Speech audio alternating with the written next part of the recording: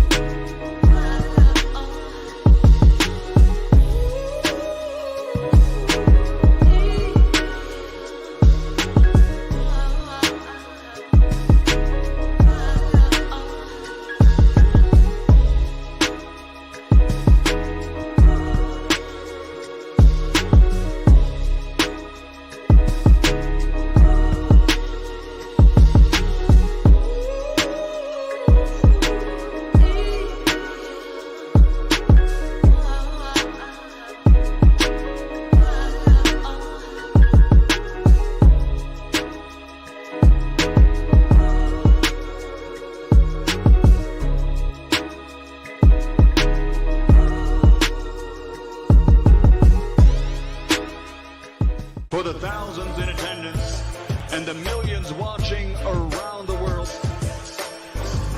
ladies and gentlemen, let's get ready to rumble!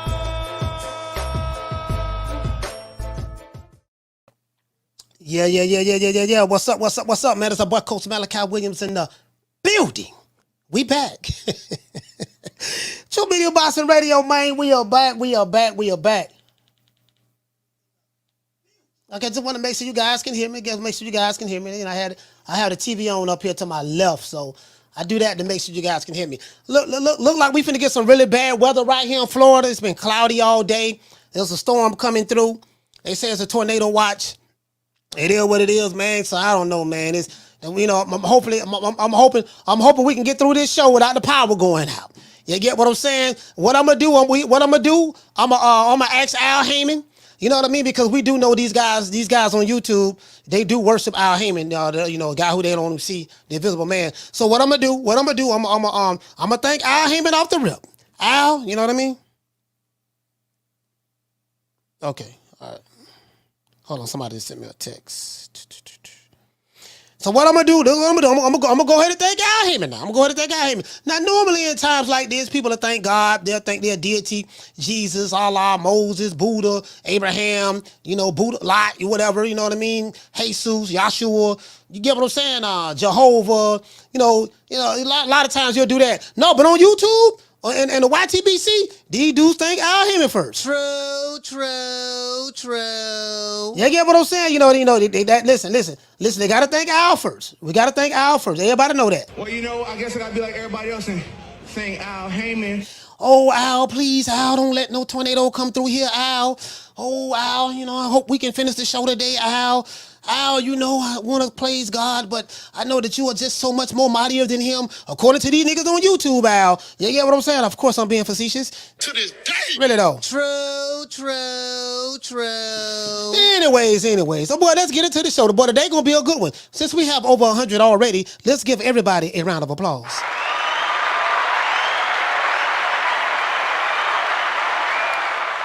Hey, shout out to John from Dublin. Dublin, Ireland is in the building. Shout out to my main man, Knockdown, my Retro Boxing and Documentaries. Retro, what's going on, baby boy? Blood Boxing in the building, man. Always good to see my brother. Shout out to Doggone Knockdown 305, Dade County's finest. The lovely Elena is in the building. Metal Hendrix, what's happening, brother? Shout out to Bruce Gas in the building. Do your thing, Bruce. Shout out to Big Blunts in Boxing. That boy from B More. Who else we got here, man? Mr. Pull Up himself. Shout out to, who else we have? Jamario, what's going on, fam? Shout out to Jamario. It is what it is. Shout out to Wole, what's going on, brother? Ed Dog in the building. Shout out to Ed Dog. Shout out to Swift 718. Salute to my main man, Swift. Cooking with Sir Senior. You know what I mean? I hope you cook a good meal today. And just shout out to, who else? We got Chris McCoy. He said North Carolina in the building. North Cackalack is in the building. It is what it is. True. North Cackalack is in the building, man. Y'all know what time it TI is, man. North Cackalack is in the building. It is what it is, Fatality. Yes, sir. Yes, shout out to North Cackalack, man. What he says, we don't believe. We don't believe. You feel me? You know what I'm talking about. Y'all all know what I'm talking about, man. Hey, shout out to Trav. Trav dropping that $2 super chat. He say salute. Salute, fam. Don't everybody believe in Google? Go Google that shit. Yes, sir. They said they never gave you niggas money. Hey, shout out to Robin B. Robin B, he say the stickiest of the icky. Yes, sir, you already know. Your couch, nigga, fuck your couch. Who else in the building? Let's see, Land, it say Land Security, I guess, Lance, shout out to Lance. He say Ghana, West Africa in the building. West Africa's in the building, man, the motherland. I'm Rick James, bitch. You feel me? I'm one of the baddest motherfuckers of all time. One of the baddest motherfuckers of all time. True. Really though. When it comes to boxing, we got it on lock. With your host, Coach Malachi Williams at True Media Boxing Radio. True. Oh, he said his name is Scurv. Scurv, what's going on, Scurv? Shout out to Scurv. Shot-town in the building. He said Drew from the Shy on deck. Shout out to my main man, Bossum Reggie Owens is here as well. Eric Young is in the building. Miami-Dade County is here. Shout out to the lovely Miss Connie. Let's get into the show. Boy, this going to be a good one here, boy. This going to be a good one. I can promise you that, boy. One thing about me, boy, we throwing fastballs. You know, listen, it's the bottom of the ninth. It's the bottom of the ninth. Bases loaded. It's a tie score. We have 3 balls and 2 strikes. No, it's not a tie score. We're down by 1. Bases loaded. No, as a matter of fact, we up by 1. Bases loaded. And we're pitching, you know, we win the World Series. It's who we got? It's it's the Yankees versus, I don't know who we have. Yankees versus the doggone Texas Rangers or whatever, right? And they got me on the mound. The guy that got at the bat, he's known for knocking them out the park. I'm on the mound. Guess what? I'm throwing nothing but strikes. True. Bases loaded. He hit this ball. It's over with. Guess what I'm going to do? Finna strike his ass out. Finna get him out of there. I can promise you that. Anyways. Why Errol Spence waited 6 months for eye surgery? I asked this question yesterday. Why he waited 6 months for eye surgery? Terence Crawford rematch on hold indefinitely. No one knows when this fight is going to happen now. I got some first-hand information today. You know what I mean? Well, I'm gonna be honest. I didn't get it from Bud. I haven't spoke to him because he's currently out of the country. He was training, then he left, went out of the country, and yada yada yada. We do know that this rematch ain't happening no time soon right now. So whole lot of political stuff going on. You know, I'm not at liberty to share, but there's a whole lot of flim-flam going on. I get it. I understand. Al Heyman is at work. I'm gonna just say that. My boss. Errol Spence has finally broke his silence, as you guys know, via Instagram, as to why he lost to Terence Crawford. Pretty much 6 months after he was destroyed. We had a fish fry. I was in Omaha in a parade. Thousands of people came out, right? Millions of people saw this parade around the world. Spence released a photo of his right eye being covered up.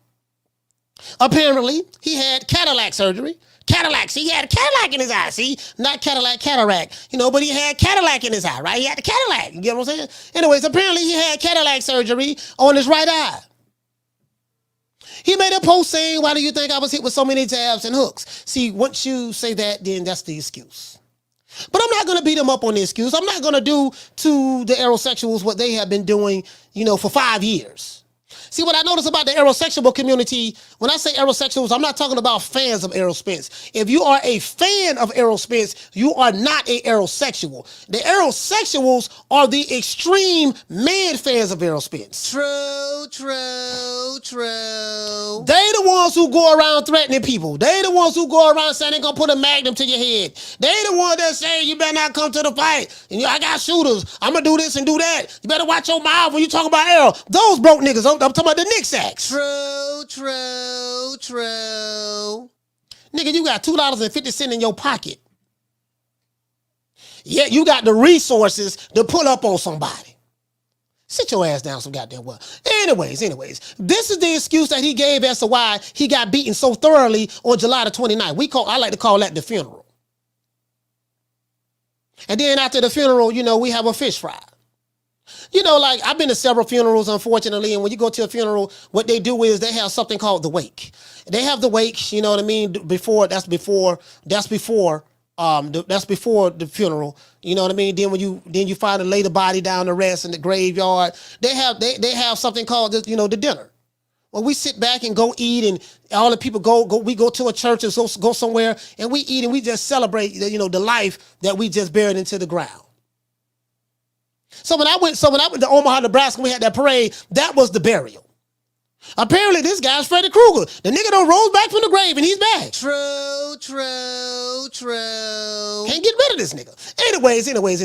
Errol Spence replied back to someone calling him a one-trick pony. Read this yesterday. The guy said Errol Spence is a one-trick pony. Errol Spence said, you might be right. But this one trick got me to the Olympics. Got my kids in private school. My mom and pops retired years ago. And my passport is full of stamps. And I don't have to pick up a glove ever again if I don't want to. True. Now, a lot of people are mad about that. Oh, man, that nigga rubbing it in. He's sitting there rubbing it in. Yeah, he rich and got money. And he ain't got to go through what the comic folks is going through. And this is what I'm telling you guys. See, these guys are rich. And when you have money, they have certain privileges that the average common folk don't have. So don't dismiss me with all this racism, white supremacy. They still oppressing us. Shit, well, goddamn it. Errol Spence ain't oppressed. Boy living good. Bragging about how much money he got on Twitter to somebody who was trolling him. There's such thing as privilege. LeBron James is privileged. He don't see the world through your paradigm. Your paradigm and LeBron James' paradigm is totally different. Your paradigm and Errol Spence's paradigm is totally different. Man say he got a passport full of stamps. You got niggas who ain't never left their neighborhood. True. You got dudes who ain't never left their neighborhood. Never left their city. Arguing for a guy who's flying all over the world. All around the world, same song. Yeah, I got 250. I got 250 in my pocket. But you better not say nothing about him. You can't make this shit up. Anyways. Spence killed talks of him retiring as well. He killed that. He said that all that said, you can kill that retirement shit. He said, yeah, I got my ass beat. And the shit was past due. I didn't exactly live the life of a boxer for the most part. Now, I've been saying this for years. This man don't live the life of a boxer. And listen, it doesn't take a rocket scientist to figure that out. There's a plethora of videos of him being in the club, drinking. He was pissy drunk the night of the car accident. His self-inflicting car accident. That he did himself because he was drinking and driving and speeding. He did that himself. You got a whole lot of videos out there, him dancing with boys, kissing rappers, drunk, all that stuff there. And so by him saying it now, admitting it, I remember with Sam, I forgot the dude, man, the guy who sparred with, who used to train over there with Floyd Mayweather. Is it Sam Jones? I forgot his name. Yeah, I think Sam Jones, something like that. Something of that sort. He was talking about that. So now he coming out and saying the same thing that I said. Well, he said it before me, and then I said it after Sam, and then of course, he said it years ago before I was on YouTube. But then now Spence is coming out admitting the obvious. But you man fans, y'all, he an art collector. Don't be talking about him. Don't tell the truth. No, he ain't doing none of that. Dude, this literal video of this nigga pissy drunk right here. Like this what he does. Everybody knew he was alcoholic. No, they don't be saying that. Because you suffer from confirmation bias. It did not confirm what you wanted to believe. Now he's coming out saying it. He's coming out admitting what everyone already knew. That you man fans were in denial about. True. Do you get what I'm saying? When I mentioned this years ago, guys, that Spence did not live the life of a boxer, and he wants to fight a guy by the name of Terence Crawford, a guy who doesn't smoke, doesn't drink, live the life of a boxer, don't be in clubs, shaking his tail feather, kissing boys, booed up. You know what I mean? He ain't doing none of that there. When I mentioned it, I was a hater. I got threats. I got gun emojis. I received demon emojis. I received tough talk with guys that was typing behind the keyboard with a ski mask on. True. You can't make this shit up. You can't make this up. Errolsexuals from far and wide came out of nowhere attacking me. Now that Spence has admitted the obvious, those same fools, I gotta call them fools, those same fools are nowhere to be found. The question that I have is not about the surgery, but the timing of the surgery. If Terence Crawford and Errol Spence had a rematch clause set for them to fight December 2023, and then it allegedly got postponed to February of 2024, did you get what I'm saying? Why did Spence wait so long to have this surgery? Now, Terence Crawford is on hold, waiting for Spence to recover. I did get confirmation. I did get confirmation today that, yes, Crawford has to wait on Spence. Now, what I did not get confirmation on, what is the timeline. Like, what's the deadline that this fight must happen? But everything is strategically being planned right now. Errol Spence did not just accidentally you know what, man, I ain't said nothing in 7 months, man, and all of a sudden when I release a video, it's just going to be a video of me getting Cataract surgery. I had Cataract surgery, put a patch on my eye, and again, I'm going to just have my phone in my lap, and I'm going to just show everybody, yeah, it's me. I got a nurse push me outside in a wheelchair, and I got a patch on my eye like the one-eye bandit, and I just had Cataract surgery, and then now you know, and then let me go ahead and let them know, man, hey, man, look, why y'all think I've been getting so many hit with jabs and left hooks, and then put that out there. If he never would have put that out there, we wouldn't be talking about it because we wouldn't know. So everything is done strategically. So the question I have is why? Why? This fight may not happen until late summer. Or the fight may not happen at all. So if that is the case, then what's the point of Terence Crawford holding the belts? I don't know. I don't know what Bud gonna do. I don't know what he gonna do. Drop him or make the sanction about it, strip him. Make the sanction about it, strip him. Fuck him. Y'all want the belts, come get them. Strip him, right? Why do you think Errol Spence waited so long, guys, to have eye surgery? Something that he said that he should have been taken care of. Something that he clearly could have taken care of shortly after he had the fight with Spence, with Crawford. When he knew that a rematch with Crawford was so close. Why did he wait so long? Why did he post the video? He didn't address his man fans. He didn't address the Errolsexuals. He didn't even say nothing to them. He didn't say, you know what, man, all my Errolsexual community, man, I really appreciate y'all, man, making up all these excuses for me. I appreciate y'all, man. Man, y'all solid, man. Y'all some good people. Y'all, man, you know, y'all talk about snack. Y'all talking about my ribs. You know, when they're on rib. You know, y'all said I was sleepy. Y'all lied on my girl. Y'all even lied on my girl and said my girl gave me something to make me sleepy. That ain't true. Y'all lied on Mike Tyson. Y'all lied on my girl. You lied on Mike Tyson. You lied on Terence Crawford, but I ain't gonna clarify that. Said he had something in his glove. He had nothing in his glove. Y'all say he had airways. Y'all say he was on snack. Now, he was on snack now, but we were doing 12 weeks of drug testing, and he passed all the tests, and I passed all the tests. So he ain't had nothing in his system, but y'all lied on that, but that's okay. Y'all, that's what y'all do. Y'all know for lying for me, and y'all came up with all kind of stuff. I appreciate y'all. I'm gonna give y'all something to nibble on, though. I had Cataract surgery. True. That's crazy. If you would like to become a sponsor of the show, of today's show, send a cash app to $ True Media Today USA. For corporate sponsorship, please contact me directly, screaming at the bottom of the show, right at the progress bar at the bottom of the show. Contact me directly at coach@coachmalachi.com, and I will send you the rate sheet. Let's give everybody a round of applause. Yeah. Hey, shout out to Marty King Boxer. What's going on, fam? Sheila from Cali. Oh, Sheila. Shout out to Sheila. Shout out to Nate. Nate, what's going on, sis? Hey, Nate, I ain't got nothing bad to say about Spence at all. What's done? I ain't got nothing bad to say about Spence at all. And let me tell you something. If you are a female and you love Errol Spence, I'm never directing shots at you. I want all the women who love Errol Spence to know, when I talk, I'm never talking about you. Because you women, I'm going to tell you something about you women. Coach Malachi have never been threatened from a woman.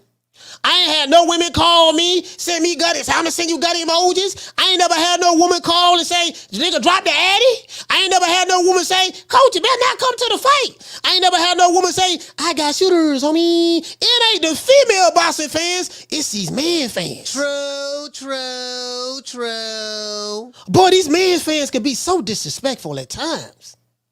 My nigga, let me get this straight. You willing to throw it all away. Risk all $2.50 that you got in your pocket. You willing to throw it all away. Jump on the plane. Jump on the car with Man, Pookie, Ray. Drive down the street. With suspended license. Hey, 4 niggas in the car, ain't nobody got no license. True. What wrong, dog? What's wrong? Man, I'm finna go get that nigga, man. Nigga be talking about Errol, man. Better keep Errol's name out your mouth. Nigga, we got loan money. Loan money. It's 4 of y'all in the car. Yeah, we got loan money. Okay, 250 plus 250 plus 250 plus 250. 4 of y'all. 250 times 4, that's $10. True. Your money ain't long enough, dog. The gas price is too high. You know what I mean? I got loan money. That's $10. Y'all got $10 between the 4 of y'all. You can't make this up. Anyways, before we get into the show, we got to say all praises due to the Most High, the Most Exalted, the greatest human being on the planet Earth, Mr. Al Heyman. Well, you know, I guess I gotta be like everybody else and sing Al Heyman. I can quit my job now, baby. 6 figures, baby. You feel me? I'm about to But a name. Do you have a name? Oh, nah, I ain't got no name, you know. Name them names, man. They know who they is. Name them names, please. The names need to be named. They know who they is. The Mexican monster. I'm just saying, man. I'm listen. Look, when I be talking, I be directing all my shots to these pew niggas. Pew. Rah. I'm directing everything to the pew niggas. If you are a pew nigga, I'm tell you what. If you getting offended about what I'm saying, more than likely you the Knicks that I'm talking about. True. You the Knicks out that I'm talking about. If you getting offended about what I'm saying, if you a man, 9 times out of 10 you the Knicks out that I'm talking about. I don't like that nigga, dog. I swear to God, I don't like that nigga, dog. I'm telling you, dog, I don't like that nigga. Well, why you watching him? It's kind of like Stockholm syndrome, dog. What it is, dog? Nigga, that be, man, I'm telling you, all the molecules be popping in my brain. What molecules? You ain't smart enough to have no molecules. True. Nigga just be talking bad about me, dog. Talking bad about me. It is what it is. If you sitting here watching the show, hate watching, don't want to hit the like button, Riley, talk to him. Look, fuck you.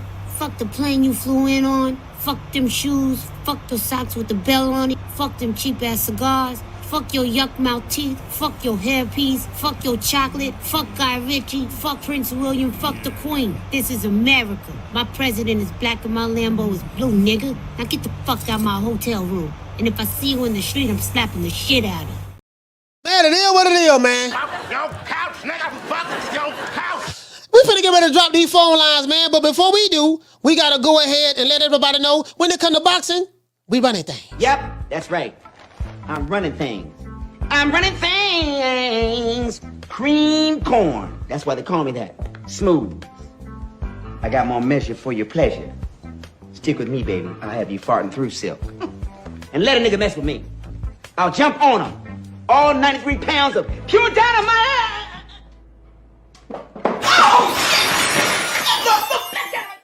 You know, since there's a good chance that we may or may not get this fight again, we may or may not get this fight now. I ain't gonna say a lie to you, boy.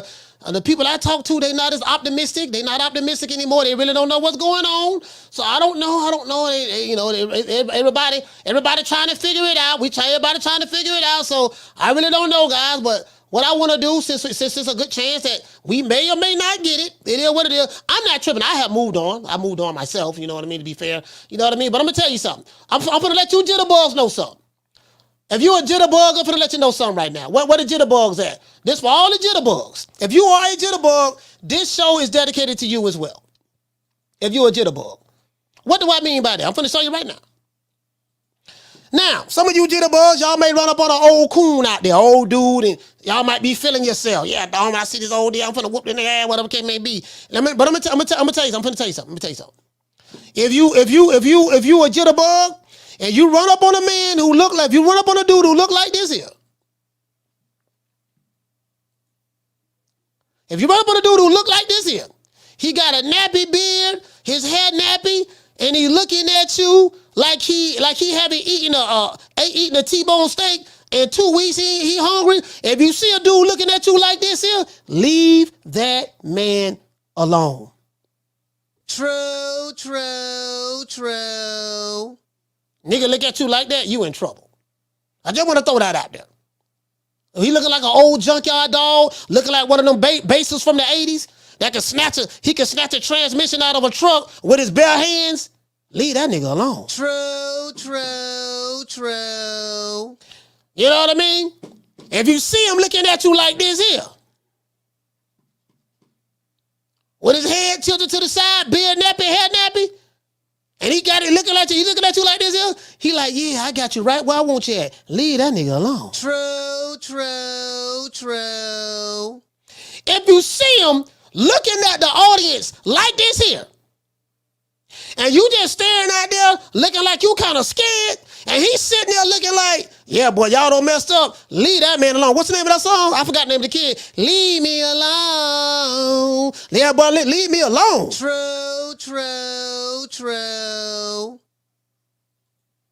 If you see this going down, this the junkyard dog. Junkyard dog, dude. This is very painful. He got hit in that right eye right. Look like he got hit in that right eye right there. You get what I'm saying? Boy, if you see this here, trap counter off the ropes, uppercut. You see, and look at them eyes. You see, when you see a dude landing shots like this from different angles on the back foot off the rope, and he's looking at you while he's connecting, leave that man alone. True. Boy, if he have you looking like this here, top rank Toby, sign the contract, 60-40, 70-30, 80-20, take whatever we give you. I'm going to beat him like Kuta Kinte, man down, strap season. I'm going to break him like a horse. You see this happening? This is what happens. Just want to throw that out there. Let's get ready to drop these phone lines, man. Y'all know what it is. True. Just want to throw that out there. You want to talk some shit? Call me. Start some shit, bitch. Sup, fool? You gonna talk shit about me, homie? Where you from? Hundreds of niggas is waiting for your motherfucking call, and they all talking shit about you right now. Call the coach at 530-494-9636. We waiting on your bitch ass. Hey, man, phone lines open, man. 530-494-9636. Y'all call the old boy. Question I have is why, like, I haven't figured this. I got an idea. Again, I don't have any actual facts on this particular part. But, bro, there's no such thing as coincidences. And I'm like, okay, you said that you got this surgery that was been overdue. Why now? Why not August? Why not September? Why not October? Why not November?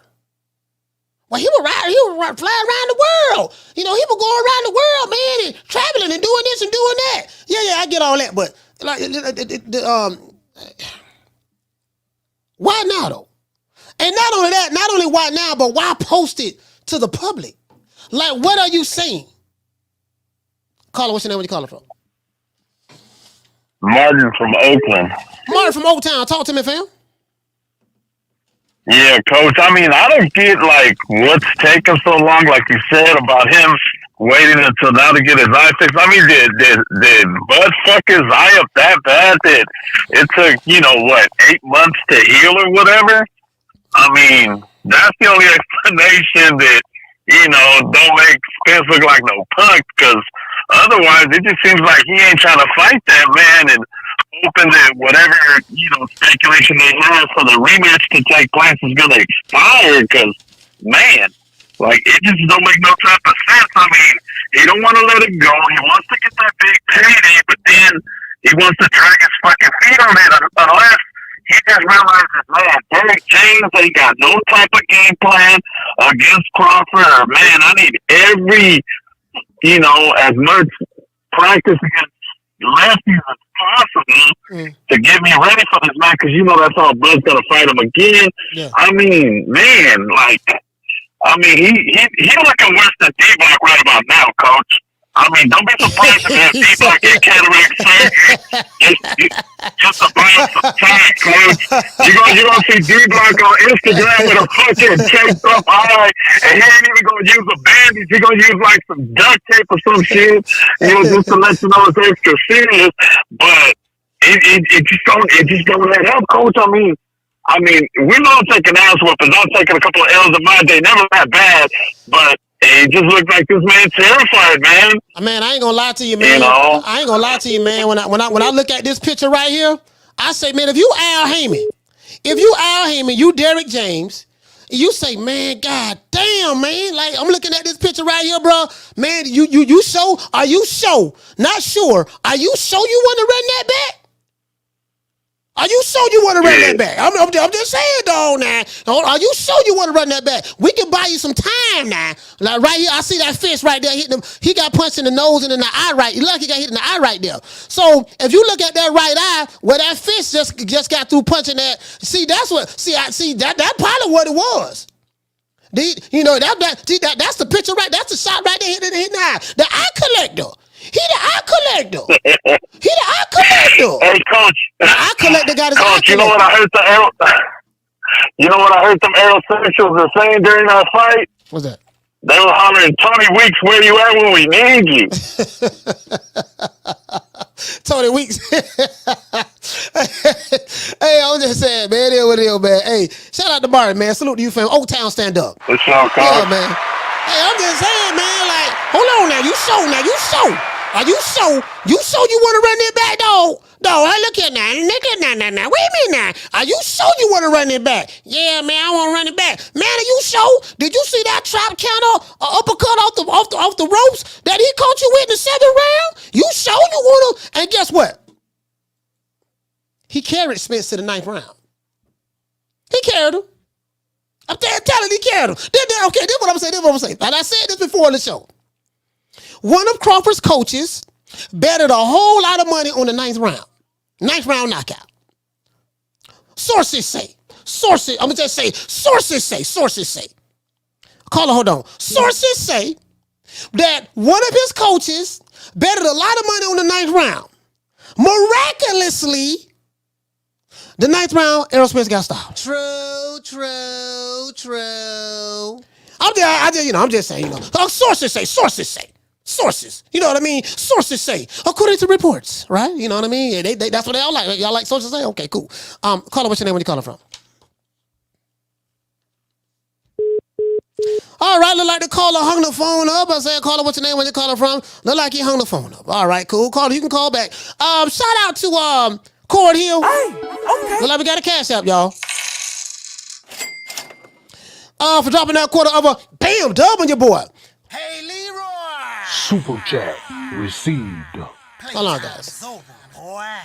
Cord Hill, what did he say, baby boy? Cord Hill say that he said Errol say sorry, bud, but I can't take that beating. I don't know, man. Hey, man, look here, man. All I'm saying, man, is it's just the timing of it. What got me. Caller, what's your name? Where you calling from? Jamie from New York. Talk to me. Hey, Coach, I think that he planned this shit, to be honest with you, man. He's pulling the fight on purpose. You know, he's probably ducking the fight also. Yeah. I mean, I know he's looking for a big paycheck, probably his last. Yeah. I mean, Coach, there's nobody out there for him that he can fight, that he can make the same amount of money or something, close to that. There's nobody out there, man. Nobody wants to watch this dude, So, I don't know, Coach. I don't know why he's bringing this up now, but it's strange, bro. It's weird. Because if I'm hurt, I'm sure I'm gonna take care of that, as soon as possible. I'm not gonna wait 6 months. Yeah. You know what I'm saying? Especially when you got this dude, man, under contract, waiting on you. Brother's wasting time. Yeah. Exactly. Come on, man. Just let the man get a fight or two elsewhere, and when you're ready, call him out, and you guys can fight, the rematch. But let the guy out of the contract, man. The motherfucker's waiting for you. So what the hell? So. I'm trying to, bro. That's all I got, man. Hey, Jamie, I promise you, bro. I was asking some pinpoint accurate questions. Like, dude, what's the status of that contract? Like, when is the fight supposed to go down? Now that this has been revealed, that Spence came out of nowhere and showing that, like this is the thing, right? If you go to the doctor, have a procedure or whatever the case may be, nobody has to know that. That's private. Yeah, exactly. You ain't said nothing in 7 months since the massacre in Las Vegas. You haven't said anything in 7 months. Now, all of a sudden, January, you show a photo of you having a private visit to your doctor. You had cataract surgery. You had surgery on your cataract. And you went on Instagram, shot a video with the phone in your lap of the nurse pushing you outside in a wheelchair. And then you posted on there about, yeah, man, it'll pay this way overdue, man. I should been got it done way overdue. Why y'all think I would get hit with so many jabs, man? Why y'all think I get so hit with so many jabs? Why y'all think that I would get hit with so many jabs, man? I couldn't see. So this is the thing, right? Jamie, check this out. You had all these people betting all this money on you. You got dudes, they got divorces from their baby mamas. They was late on their child support. Cars got repossessed. Rent didn't get paid. Bets were not honored. All because they thought everything was Gucci. Yeah. And now you throw them under the bus like this here. You throw them under the bus. So now some of them are mad. Goddamn, man, why you ain't telling you I was messed up, man? I know something was wrong. I know it was something. You get what I'm saying? So, but shout out to Jamie, man. I hear you, Coach. I thank it, man. So, Coach. Yes, sir. Well, yeah, all right, bro. Coach. That's all I got, man. No, Great show, man. Keep doing your thing. All right. Oh, okay. Well, Coach, I also feel that it's, kind of like stupid at this point and childish on his part to do this now. Like, I don't know if he's looking for sympathy from the people or Bud, but yo, let the man out of his contract. Let him get a fight or two, and when you're ready, call him out, and you guys can meet again. That's my call, bro. Right, Later. I ain't the smartest guy in the world. See, that what happened now. See, the Cadillac, I know there was something now. Now, wait a minute now. I know it was snack, and then it was egg weights, and then it was illegal hair wraps, and then it was PDs, and then it was doggone Mike Tyson, then it was his baby mama, and then what it is now, then he had neurological issue.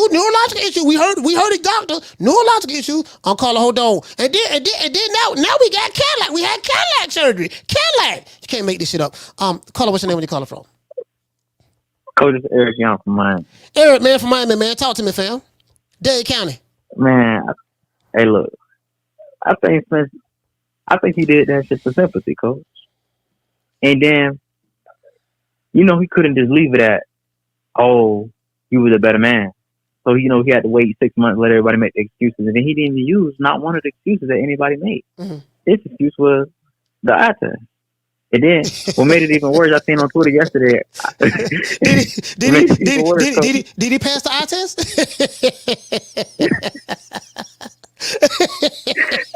You know what I mean? Saying, yeah, man. How you know he good? He passed the eye test. I ain't mean to interrupt. Sorry, man. Go ahead. Look, he say some of y'all really. He say some of y'all forget what this shit really is until you turn 37 trying to make a comeback for 10% of what you used to make. Yeah. And what you think that meant, Coach? No, I mean, you know what? Now, I do understand what he's saying as it relates to.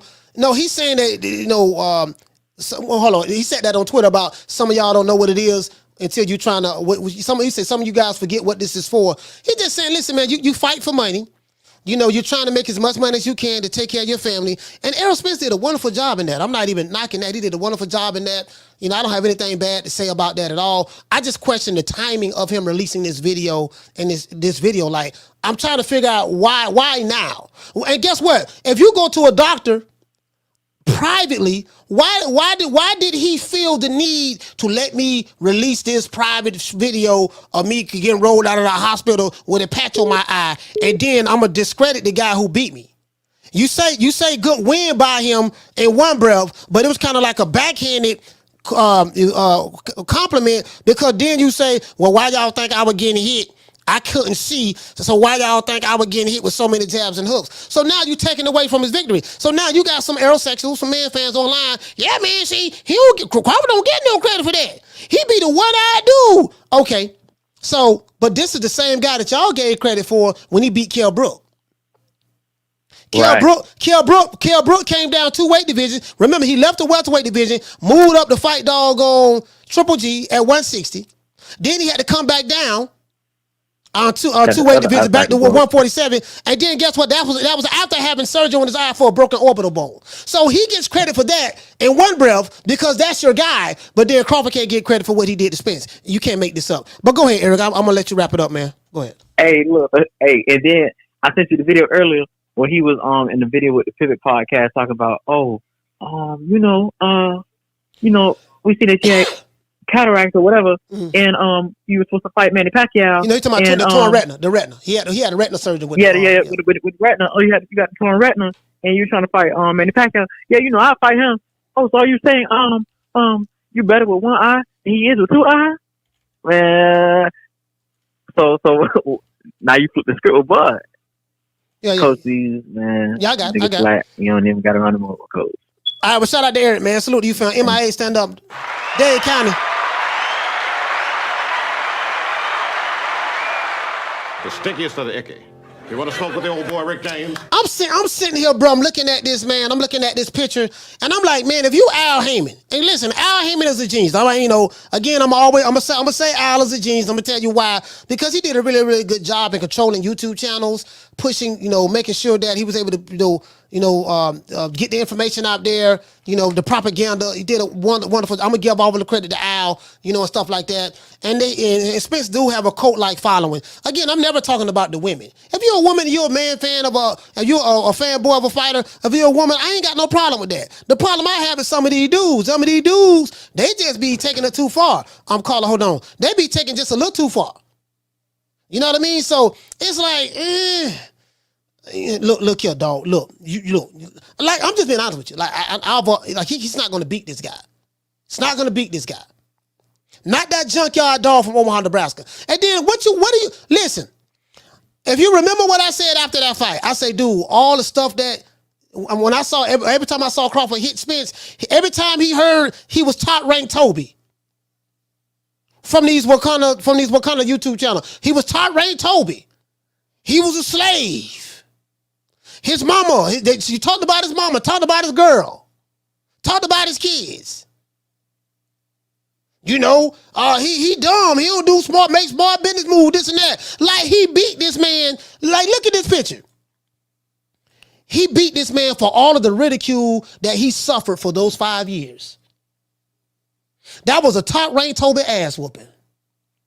That was a Kuta Kinte ass whooping. He said, I'm going to punish this nigga. So y'all haven't learned your lesson. And now you still at it. So if this rematch were to happen again, what you think he gonna do to him? He's still gonna be remembering that. Oh, they still ain't gonna give me no credit, huh? Oh, they still keep talking about me, huh? Oh, they still keep saying this and saying that, huh? You Errolsexuals are making it worse for Spence. If this rematch happen, I doubt it. I doubt it happens, but we'll see. Caller, what's your name? Where you calling from? Sheila from Cali. Sheila from Killer Cali. How you doing, sis? I'm doing great. It's the original, the one and only Sheila. There is so on the chat. the one that Ready for the World was talking about. Yes, that would be me. All right. Timing is way off. It is. I agree. Because I'm sitting here trying to think, is he lying? Is he, faking? Or, because eye injuries are serious. And I suffer from eye vision problems. So I know you can pass eye tests, you can do all this, but there are factors that are there that may cause vision blurriness in your eyes. So I get that, but his timing was just off. I don't know. What say you? Errol Spence's timing was off? Yeah. I can't figure out. Yeah, his timing was off probably because he hasn't fought. He was inactive for like 16, 17 months prior to that fight. And, you're fighting a guy that understands you. He studied you. Your trainer say he don't study fight film.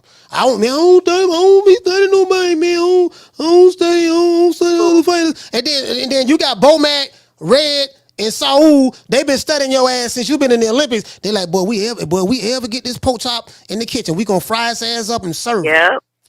Smart. You know what I mean? As So they should. So they went on ahead and took that David Avenesian fight. You know, once Al said, "Look, y'all ain't gonna fight till next year." So he said, "Okay, I ain't signing that. I'm finna go over here, take this David Avenesian fight, get this 10 mil, whatever. You know, stay a little sharp, and then come back and we'll circle back and redo it." Mm-hmm. So yeah, so that's just what it was. The reason why their timing is off, and you'll see a lot of that with PBC fighters, not just PBC fighters, but any fighter, Sheila, that's inactive. When they get in the arena, when they get in the ring with an elite fighter, it shows. All of their flaws show. And now people that got there with Ugas or Mikey Garcia or Danny Garcia, he would have been fine. But a fighter, a junkyard dog like a Terence Crawford, you can't get in there coming off of inactivity. You just can't do that. Right, and I did, kind of respect Errol. I know I'm not playing devil's advocate, so I don't want to get attacked in the chat for him not making excuses. So this is kind of disheartening. He didn't make excuses. He said, I lost, got the ass whooping. But all of a sudden now it's the eye issue. Yeah, so that's where I come. He made an excuse. Yeah, he made an excuse yesterday. Yeah, he did. He did that. Yeah. So just like I hurt my hand in sparring and all these things, I'm not a boxer, so I'm not going to sit up here and try to say that they're lying. But it seems very, suspect when the fight is close and then all of a sudden they have this issue. Yeah, I think, you know what, Sheila, something telling me the mastermind behind all of this is Al Heyman. Like this smells like Al Heyman, sis. Like, you get what I'm saying? If I ask a question, can you smell what The Rock is cooking? The Rock is Al Heyman. Some say, look here, man. Check this out. We got to do that rematch, right?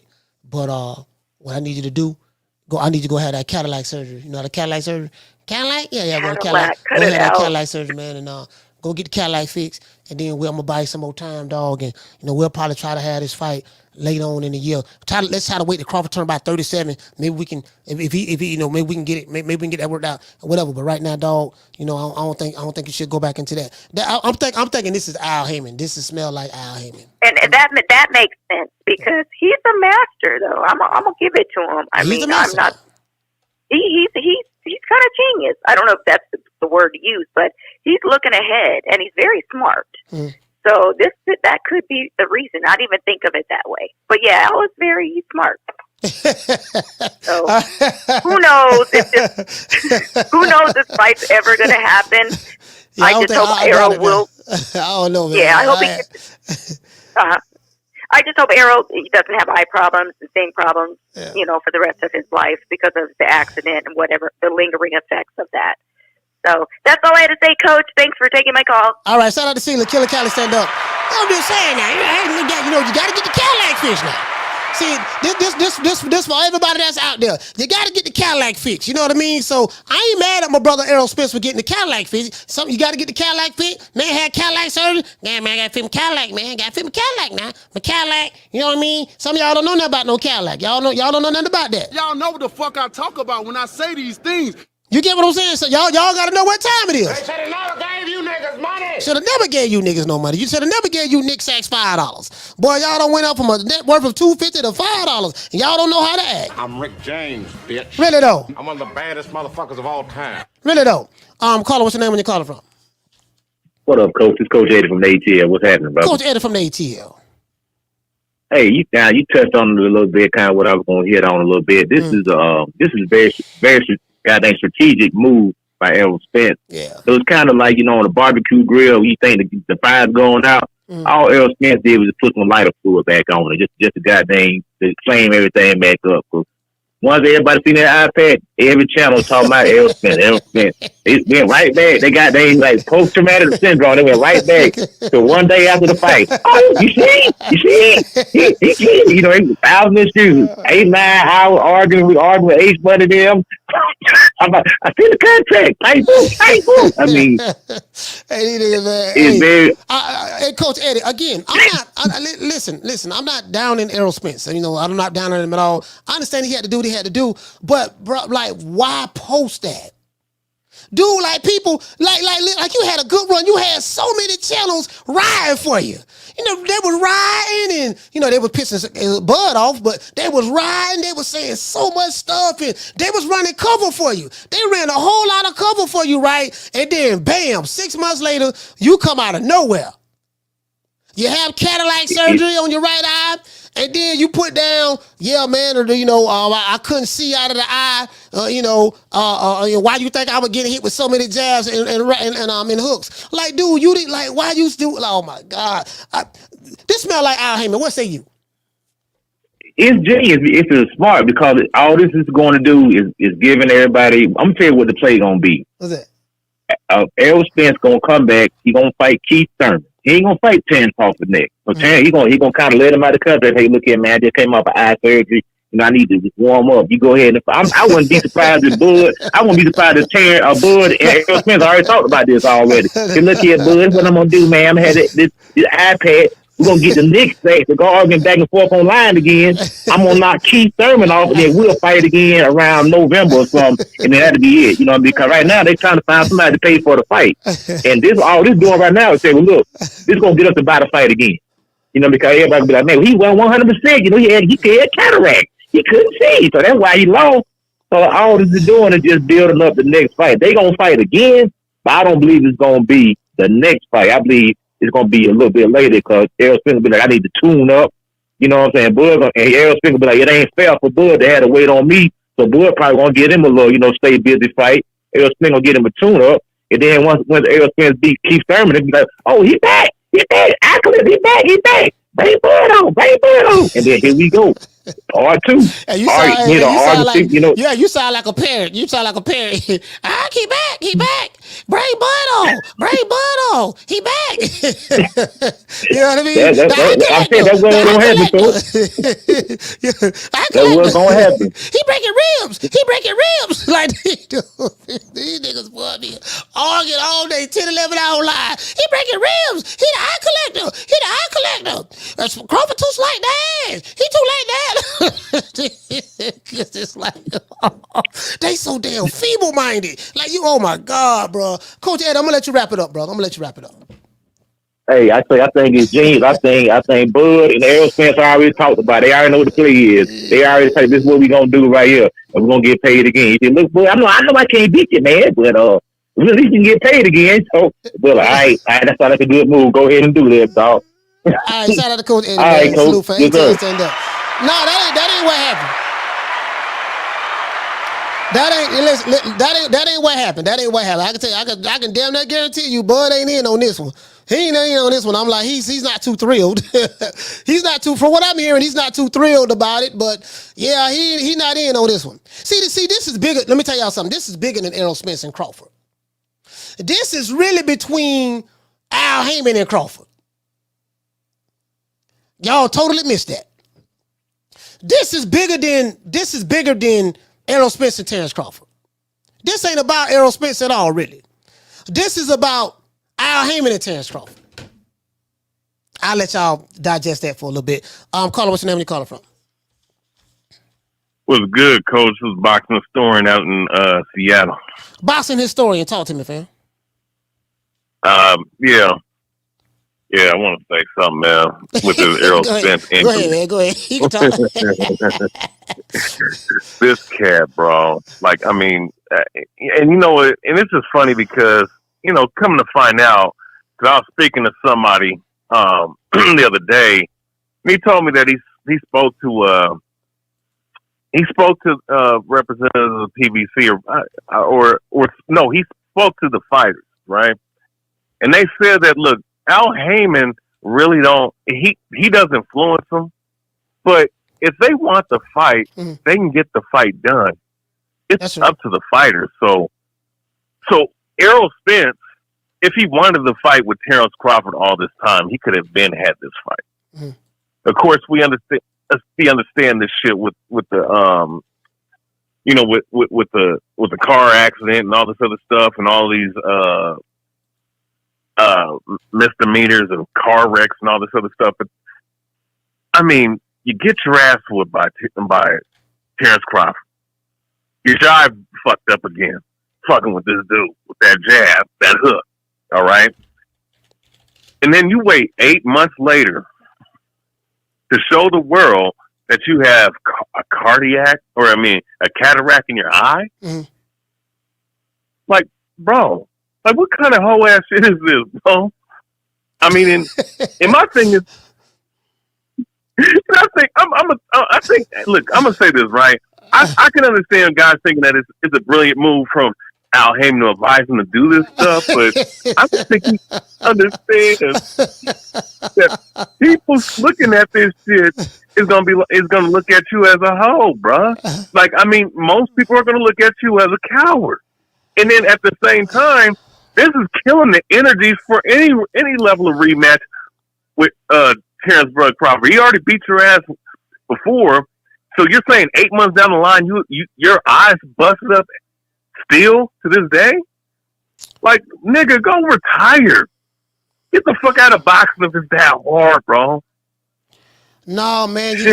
Listen, man. Listen, what it is there was a plan. You know, the thing is, that is true. Like a lot of people think Al Heyman control his fighters and stuff like that. And that may be true to a degree, but the fighter doesn't work for Al Heyman. Al Heyman works for the fighters. So there's really no such thing as, I guess, technically Al Heyman fighters, but it is a such thing as Al Heyman fighters, because you got to do what Al says do, because you got to do what he tell you to do, you know, because he had the relationships with the networks. So because he had the relationship with the networks, he was able to leverage that and get his fighters, you know, to get annual budgets and stuff like that. I get that. But the fighter can make his own decisions, because Al Heyman is technically, quote unquote, just an advisor. So, you know, look, man, this ain't the plan. This is the plan we got to do. You see, Floyd Mayweather been doing a whole lot back doing exhibitions. He's been doing exhibitions for a while. He's doing it for a reason. Yeah. Contrary to what the Floyd Moles want to believe, man, Floyd is doing exhibitions for a reason. So, yes, he is. You know, I'm gonna tell you what I know, dog. That Terence Crawford fight fucked everything up, because Spence's next move was supposed to be to fight Canelo Alvarez. Big money fight to fight Canelo Alvarez. The problem is the dark-skinned dude from Omaha, Nebraska fucked all that up. He blowed it all up, messed everything, messed the plans up. Now, if Spence don't rematch the guy, it's, man, you know, both of them signed a 2-way rematch. So now they gotta have this fight. I don't even know we gonna have a fight now, to be fair, because I don't know. But this shit bigger than Spence. This is Al Heyman that played right here. Because Al Heyman never wanted this fight. Oh. Nah. He never wanted this fight. Hell no. Yeah. James never wanted this fight. They knew. Yeah, they knew. And honestly, none of them did. None of them did. None of them, not even Spence. None of them wanted that fight. But you know, their hands was forced. So, you know, now we see the results. So it's like, at this point, man. And I'm gonna just say this, you know, just to end on this, man. You can't be doing this weak ass shit and expect Amazon Prime to keep your product on their network for too long, bro. So I'm just looking at the future, man. Like, you got something good going with Amazon Prime, but if you start having your fighters pull this kind of shit on their network, don't expect to be on Amazon Prime anytime soon. I mean, be on that network for very long. And that's all I got to say, man. All right, shout out to the boss in the store, man. Seattle, stand up, salute, fam. Yeah, I'm just saying, man. Like, I'm sitting here looking at Twitter, man, and you get what I'm saying? It's like, it's just the timing of it. The timing of it for me, it just seemed like it's Al Heyman-ish. Just the timing of it for me, dog. Like, this is a business move. Like, you get what I'm saying? I just don't see this is a business move, dog. Like, Errol Spence don't, you know, this is a business move, fam. This is a delay tactic, a stall tactic. You know, I'm telling you, you know, like, bro, like, this sound like Al Heyman, man. To me, I'm just saying, to me, this sound like Al Heyman, and then people I spoke with feel the same goddamn way. I'm one of the baddest motherfuckers of all time. Really though, Al Heyman is a genius. Don't everybody believe in Google? Go Google that shit. Really though. Y'all know what the fuck I talk about when I say these things. You feel what I'm saying? When it comes to boxing, we got it on lock. With your host, Coach Malachi Williams at True Media Boxing Radio. True. True. And another thing, too, before I read the super chats, I want to say this. Do you know Terence Crawford never thanked Al Heyman? Look at before the fight, look at after the fight. He didn't even mention Al Heyman's name. True. To this day. He ain't say, yeah, man. Canelo thanking Al Heyman. Yeah, you know, I want to thank Al Heyman. Canelo thanked Al Heyman. Guess what? Terence Crawford didn't thank Al Heyman. He didn't thank him at all.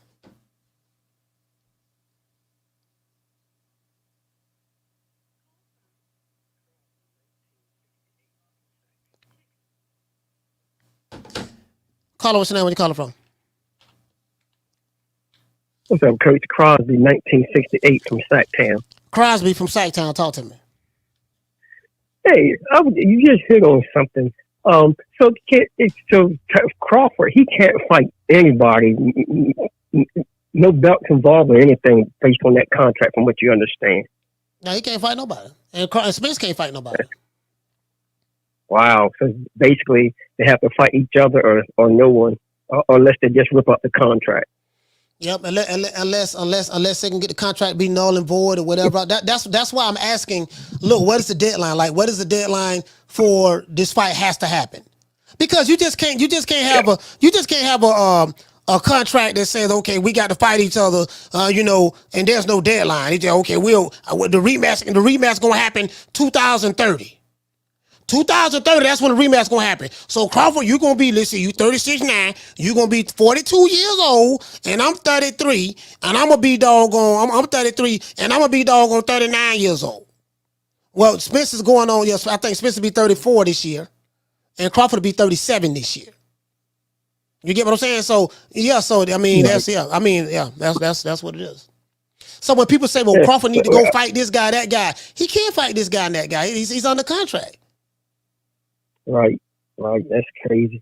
Anyway, man, I love the show. One more thing, man. Every time you play that clip with Wilder telling Fight Fury, I'm the one who brought you back to big time boxing. Wouldn't it be so funny? At the end of that, every time he says something, Tyson Fury would be like, "Fact!"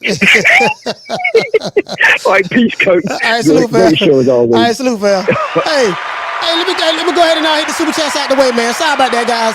Hey, shout out to Trav. Trav dropping that $2 super chat. He said, salute, coach. Salute to you, fam. Shout out to Foot. Hey, okay. Dropping that quarter of a bam dub on your boy. Hey, Leroy. Super chat received. Playtime's over, boy.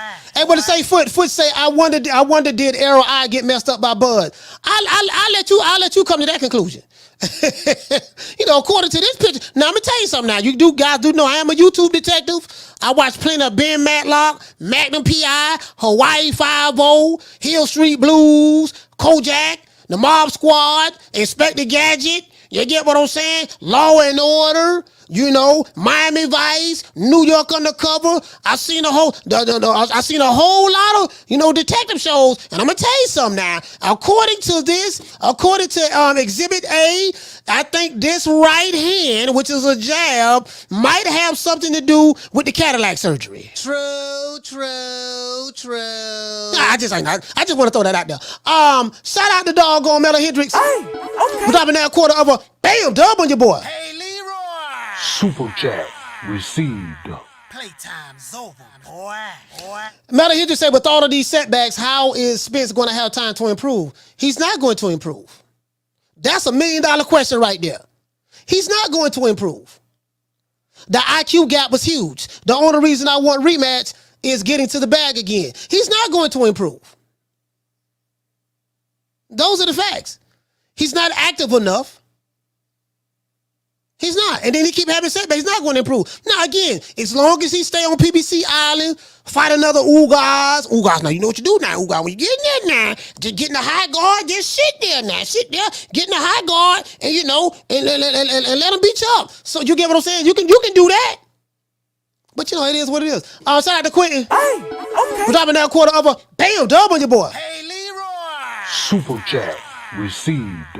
Playtime's over, boy. He said you shouldn't quarrel with the Honorable Al Heyman. Drop the addy. Hey, quit. Nah, Bud didn't quarrel with him. You get what I'm saying? But I'm just saying he didn't take him. You know what I mean? Everybody think Al Heyman, but Bud. Well, you know, I guess I gotta be like everybody else and think Al Heyman. You know what I mean? So you know, I made a phone call today, man. Found out some good information. Shout out to Serve. Hey, okay. Dropping that. Bam, half a dub on your boy. Hey, Leroy. Super chat received. Playtime's over, boy. He say, listen, if you don't get any eye issues, you might have to take care of it before the biggest fight of your career. I question your IQ. Salute, coach. I mean, it is what it is, man. It is what it is. I mean, I get what you're saying. Now, hey, you know what, Serve? I heard that type of surgery is a 3-day surgery. Like, you know, you be healed in like 3 days or something. I don't know. I ain't never heard it. I ain't never heard nobody have cataract surgery before. I heard of cataract, but cataract, I'm not sure. Call what's your name? Where you calling from? What's up, Coach? It's Jerry from Baltimore. Jerry from B-More, talk to me. If Inoue fights again before Bud fights in this long-awaited rematch with Spence, Inoue going to take that number one spot pound for pound, and deservedly so. Bud and Errol, the rematch has even less interest now because Errol already had one damaged eye, and all the luggage that he had, he got dominated in the first fight. Now he's got 2 damaged eyes. The fight ain't worth shit. If the fight don't happen in the next couple of months, it ain't worth nothing. Bud Crawford has maintained the number one spot. And I like Bud Crawford, but the bottom line is you can't just live on what you did. You got to keep doing what you're doing to maintain that number one pound for pound spot. Bud Crawford needs to fight Boots Ennis, or he needs to fight Tim Tszyu. He needs to fight somebody. You can't just stay number one off of that performance. And you just can't. You probably, you know what you need to do, Jerry? You probably need to go talk to the people at ESPN or the people at Ring Magazine, because those are the guys who do that. I don't think Bud has anything to do with who's pound for pound number one. Those guys who are the ones who do that. So you probably need to get in contact with them and voice that with them. Right. Well, I won't need to get in contact with him because Inoue's next fight is already scheduled. He wins that fight, he's taking that spot. You can just know that right now. I mean, there's nothing wrong with that. You can't. There's nothing wrong with that. Well, that's what I'm saying. I'm getting kind of tired of the Bud sexuals. They keep talking about the Errolsexuals. He whipped Errol. No question about it. Nobody could doubt it. Congratulations. But that's not it. You can't just maintain that high spot off of that. And I know what he done prior to that. I'm a bit of a Bud Crawford critic when it comes to his resume. Yeah, no, I don't believe he beat a lot of tough guys, but he beat who was put in front of him, and that's all he could do, and he deserves good credit for that. Okay, no question. But this rematch bullshit is growing old now. The fight was supposed to happen in December. Now Spence is even pushed back even further with this eye injury. It's going to take even longer. You're looking at mid-year at best in this upcoming year. And Spence, he already whooped him. It's time to move on. I want to see more from Bud. I like Bud. I want to see more greatness from him. Because I almost feel like he kind of just getting started. Even though I know he's not. I know what he did at lightweight and 140. I'm saying. But I like to see a man against Boots Ennis, preferably, number one. Or possibly Costa Tszyu, or somebody of that ilk. Errol ain't involved no more, as far as I'm concerned. All right, well, shout out to Jerry for being more. Salute, fam.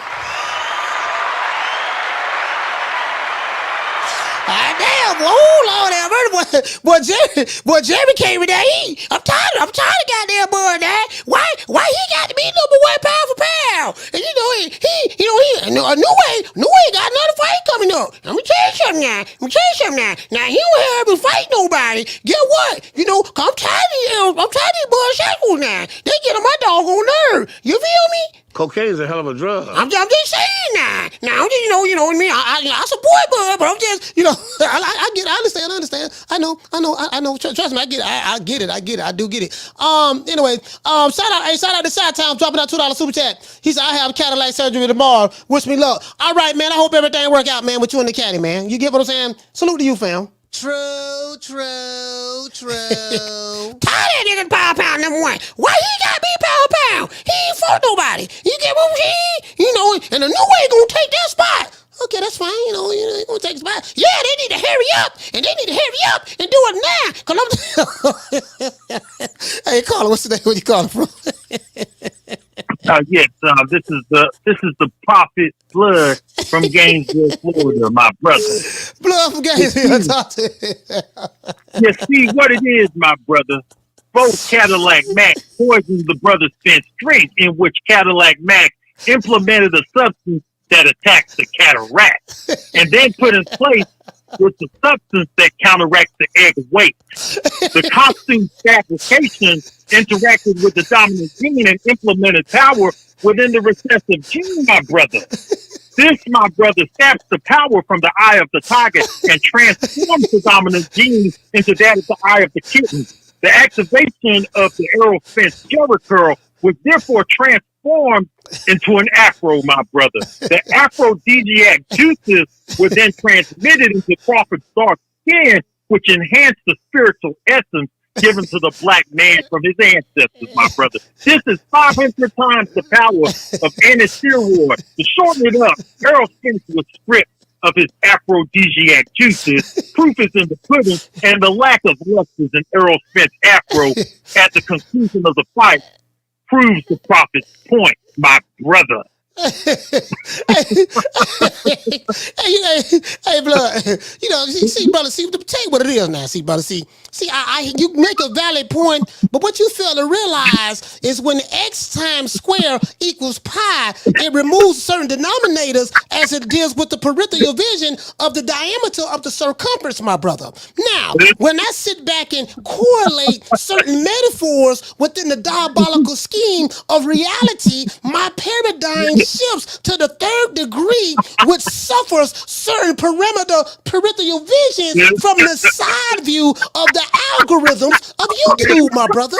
You get what I'm saying? You know, the reason why we call the high blood pressure, because when hog maw equals shitlings divided by pork chops, then you come away with high blood pressure, my brother.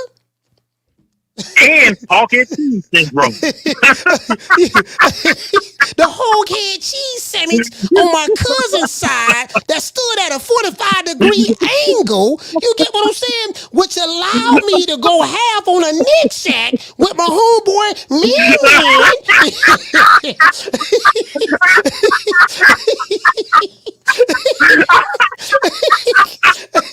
Hey, shout out to Blood, man.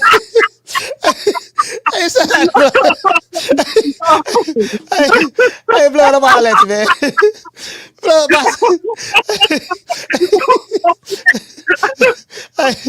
Hey, man, that's it, man. I was going to say something else, but I forgot what it was, Coach. Man, I'll talk to you later, bro. Yeah, man, see, what now? See, what y'all got to do now, see, this shit right here got to make some sense. We must internalize the flatulation of the matter by transmitting the effervescence of the Indonesian proximity in order to furnish your world domination would only circumvent circumcise the revelation that reflects the aphrodisiac symptoms which now perpetrates the Jericho's activation. All right, guys, we got another sponsor for the show. Our first sponsor, man, Cash Out. Shout out to my brother Roshiki. Hey, okay. For dropping that. Bam, hundo on your boy. Hey, Leroy. Super chat received. Playtime's over, boy. Shout out to Roshiki, man. Fatality. He say for Spence will use this as an excuse to avoid the rematch. Yeah, you know what, Roshiki? All seriously, brother, I think this might be the plan. I think this might be the plan, and maybe some way they can. The question is this: we need to know what's the deadline. What is the deadline that this fight has to happen? That's the. I still haven't found any answers on that yet. Don't ever forget when I found you, you was strung out on coke. When I found you, you was like a big house, contemplating about killing yourself. So don't you ever forget who brought you to Big Time Box. I drugged you back. I brought you back. I provided food and put food on your table for your family to eat. And I'm doing it for the second time. So don't you ever forget that. Yeah, man, it is what it is, man. Hey, shout out to our sponsors, man. Shout out to our sponsors as well, man. We got some more sponsors. Carla, hold on. We got some more sponsors, man. Shout out to the sponsors. Shout out to Meridian, Mississippi. We will be in Mississippi on the 2nd of February at a comedy event. This is gonna be live. Experience the hottest comedy showcase of the year. The one and only undisputed king of comedy, Mo Williams and Friends. February 2nd at the legendary Temple Theater Ballroom in Meridian, Mississippi. Calling all comedy lovers in Meridian, Jackson, DeKalb, Scuba, Toomsuba, Laurel, Hattiesburg, and all points in between. All roads lead to 2320 8th Street in Meridian, Mississippi. Friday, February 2nd. Doors open at 7 p.m. Show starts at 8 p.m. Come party all night with celebrities like Melvin Farmer, Keith Wallace, Big Dip of the Goody Mob, and Freeway Ricky Ross. Tickets are selling fast. Don't wait. Get yours at Queen City Friday Night Comedy on Eventbrite and secure your spot now. For more info, call 808-225-9063 for the hottest comedy showcase of the year. Friday, February 2nd at the legendary Temple Theater Ballroom. Live streaming available at www.rosstv.vhx.tv. Caller, what's your name? Where you calling from? It's Jamie again, Coach. Jamie, talk to me, fam. Coach, real quick, man. I know Crawford must be mad like a motherfucker, bro. You know, months went by, and now this guy decided to have surgery, bro. So now this guy's career's on hold. Hey, he already lost a belt, bro. So what is he supposed to do? Sit around and get stripped from the other three? You know what I'm saying, Coach? He can't even get a fight in, bro. Like, I know he doesn't have mandatories, but he will. So what is he supposed to do? I mean, sit around and wait and be, stripped? That doesn't make any sense, bro. Yeah, I don't know, man. I know, he doesn't have mandatories right now, but he will, Coach. So these guys, they want, the mandatories, we know. You feel the same way I do. They need their shot, bro. So their careers are also on hold. The opportunity to become champion. Also, they also have to wait because of this fucking clown. That's not cool, man. Whether it's Al Heyman or this guy planned it, I feel he's ducking the fight, man, straight up. If you don't want to fight the guy, just say so, man. Go on with your career. There's other fights out there for you. But this guy's on, you know what I'm saying, though? Come on, man. Yo, that's not cool, man. Let the man out of his fucking contract, get a fight or two, and you guys can fight at a later date, man. Because, again, he's going to have mandatory soon, and he's going to lose the belts, bro. That's how it works. That's my call, Coach. All right, later, bro. Jamie, man. Salute, fam. Yeah, I'm still trying to figure out why all of a sudden I'm telling this smells Al Heyman-ish. This smells just like Al Heyman all over again. Like the timing of it. It's the timing for me. I'm one of the baddest motherfuckers of all time. It's the timing of it for me. You get what I'm saying? Y'all listen, y'all don't got Jerry, man. Jerry don't call the show. He thought it ain't hot. Yeah, man, I'm tired of this shit, man. Like, yeah, listen, trust me, I get it, dog. Listen, just imagine. Hey, just imagine, right? Just imagine. Imagine being told that a guy ain't fought nobody. Imagine being told that a guy, he ain't this and he ain't that. You've been fed this shit, right? And then now, confirmation bias sets in.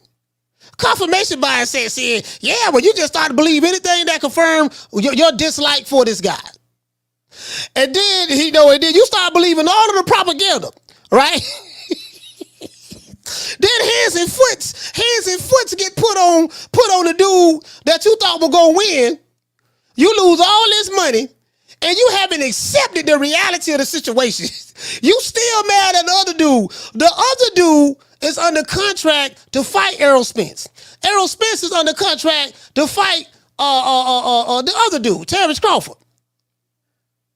Crawford need to fight doggone Boots. He need to fight this dude. He need to fight that dude. I'm tired of this here. Guess what? He can't fight nobody. Now they blame this what? Now motherfucker blaming Bud because Spence had Cataract surgery. True. He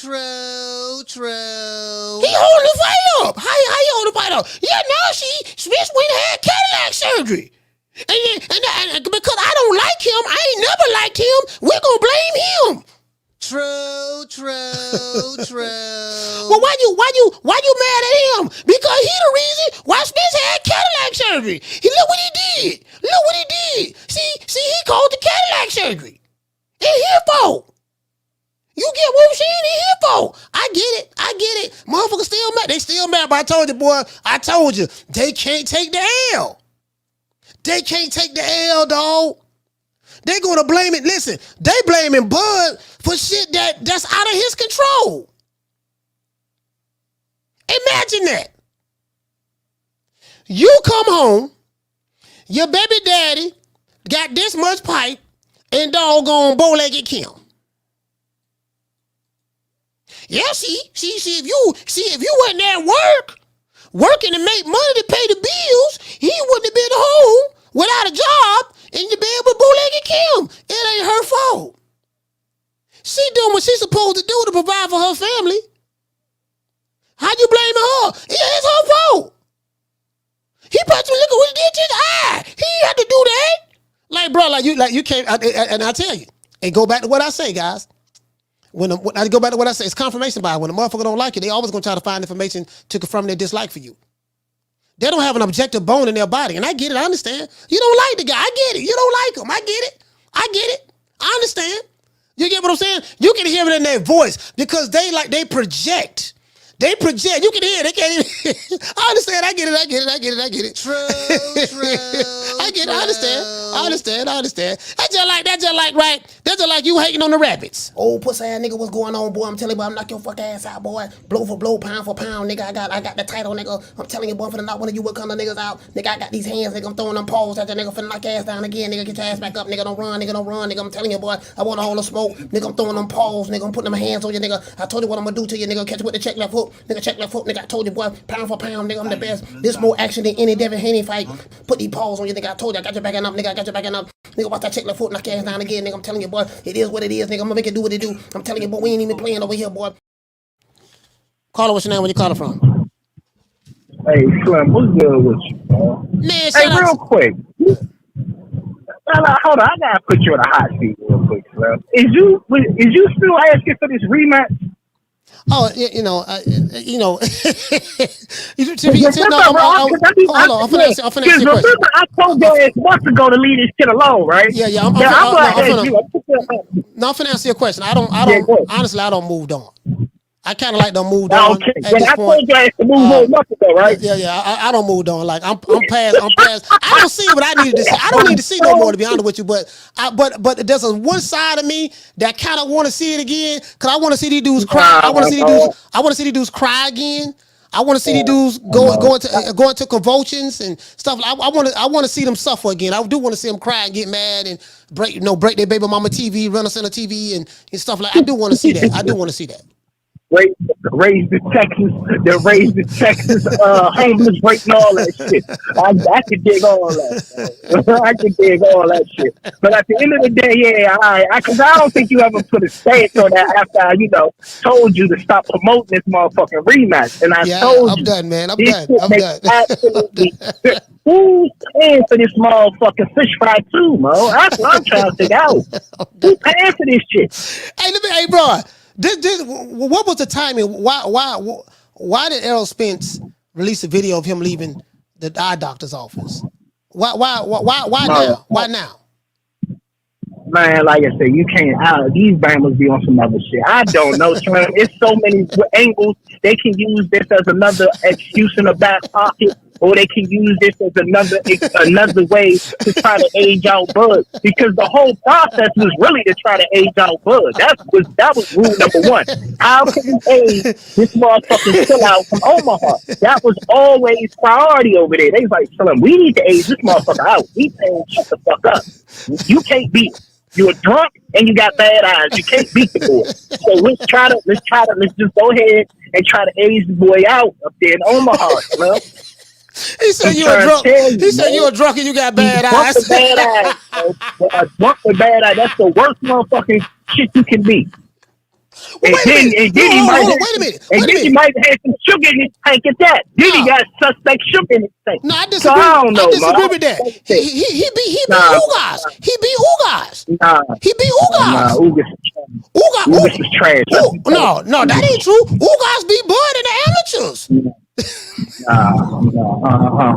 man, I ain't trying to hold you up. But it's the thing is, man, Plum, that trash ass division. And I told y'all about that trash ass division. They ain't been robbing the boxing fans for good fights. Now they trying to rob Bud some more.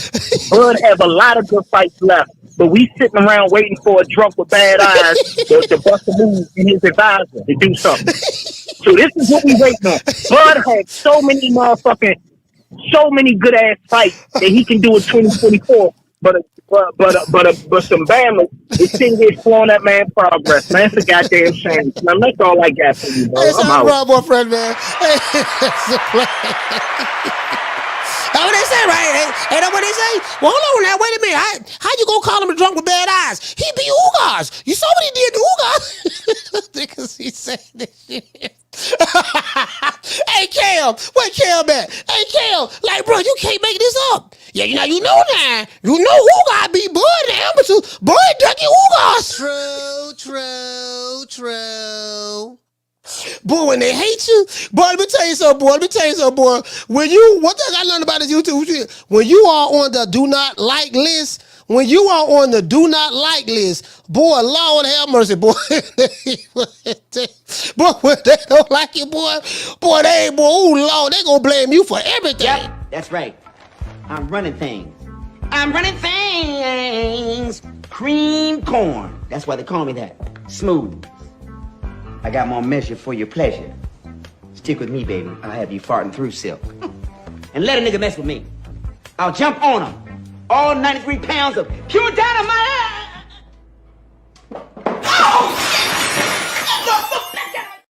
Caller, what's your name? Where you calling from? Yeah, man, what's up, Coach? This Coach Core from Lake Charles, man, Louisiana. Man, Core from Lake Charles, talk to me. Yeah, man. Look, like yesterday, I sent that video to my partner. You know, I called him an Errolsexual. You know what I'm saying? But the whole thing is like, he said, man, when did we ever hear that Earl lied to us? I said, man, look, it's Cap what he doing. I said, he probably prolonging the situation for Al Heyman, which they shopping for Prime. So you already know, I think Canelo's still about to have a fight coming up, correct? Yeah, Canelo's more than, Canelo is the guy. So, he's going to fight in May. And he got to fight in May. And he's probably going to fight in September. There's nothing. You know what? There's no dates. We haven't heard any fight dates yet. Like any promos, any fights coming up from any of the top PBC guys. So we're just waiting. I don't know what's going on. We're just waiting. But from what I've learned, Amazon Prime haven't given Al Heyman an annual budget. They're not giving him a budget, so he's going to have to pay for his own fights. Oh, okay. Because, see, that's what I was telling him. I said, man, Earl probably up there capping. Al told him come out there, say some stuff about, his cataract, like I say Cadillac. But Prime already ain't about to have that rematch. I don't think it's going to happen first. Because, like, one thing for sure, if them numbers don't look good, Prime ain't about to keep that. You can't go to a new network with that. So all that said, they're going to go ahead and try to delay that to get Canelo to have that fight so the numbers be good to try to get a network. Now, the surgery to me, for Errol Spence with all that, I think is also Cap. He said it was long overdue. Man, he been fighting once a year. Whole PBC been fighting once a year. You know what I'm saying? So whenever he fought Bud, before Bud, he fought Ugas, then there was a whole nother year delay. Man, you could have been had that surgery. The surgery, my daddy had it. It only take like 3 days. You know what I'm saying? After that, my daddy back in the yard. So before 3 days? That, so 3 day recovery. 3 day recovery from that. 3 days recovery, and my daddy was back up in the yard. You know what I'm saying? Like so. How old is your father? That stuff right there. What? My dad right now, he born in 55. Oh, you know 55, what I'm saying? Okay. So he had that probably like 10 years ago. So I mean, it wasn't like, hey, okay, well, this right here, it's just a film that go on top of the eyeball and stuff, and like before my wife's situation, she did, she dealt with eyeballs, optometry. So all this right here, the prolonged saying, okay, well, that's why he was getting hit with the jab and hit with the hook. I don't believe none of that. And then for his eyeball, the tear up in his eyeball, man, they could have went ahead and caught that, and then you could have had the surgery all in one whop, or say after that heal and had that done. Because you was off a whole nother, a year and a half, because he had to skip the Pacquiao fight. Yeah. You know what I'm saying? So Pacquiao, who got stepped in, then turn around a whole nother year from that, then you come back fight, was it Danny Garcia? And then you guys or something like that? Well, you guys, I think. Yeah, for Ugas. So I'm saying like this. He had time to have the surgery. If that is true, because you're only fighting once a year or once, I think, a year and a half. Not even fighting once a year now. Not even fighting once a year, yeah. Yeah, so I mean, come on, man. The surgery been past due, overdue. Now 6 months later, you go ahead and have it coming up to the fight. Showtime. They said at the end of the year, that's it. We gone. It shocked everybody. Now Al Heyman like, okay, well, to me in December, not to hold you up, me up in December, that's why Showtime was like, hey, we ain't about to go ahead and have this rematch. Espinosa, WBC, oh man, I think we go ahead and have it to next year. Next year come around, now let's push it back. Because guess what? People ain't about to pay for this pay-per-view fight. We seen what happened. It was skills that beat him. It wasn't his vision. You know what I'm saying? And he been off balance. Fighting new guys, he didn't have no balance then. You know what I'm saying? And like you say, he a one-trick pony. You know what I'm saying? It's out of Earl mouth. So, but hey, that's all I got to say, my brother. I appreciate you listening. And hey, keep doing your thing. Salute, my brother. All right, salute, fam. Shout out to Correlate Charles. Stand up, man. I'm just again for me, it's the timing. For me, it's the timing. Like, why now? Why now? Why even post a video? We wouldn't even be talking about this shit. Like, we didn't like that's something private. Why even post that? 6 months later, man, you had troops out here. You got dudes out here riding for you on the internet. They've been riding for you on YouTube. You got dudes been riding for you. You know what I mean?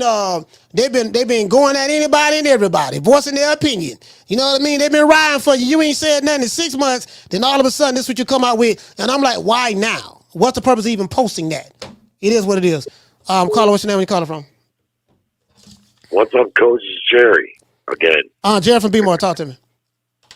Hey, man, I ain't hating on Bud Crawford. I like Bud Crawford. What I'm trying to say is this.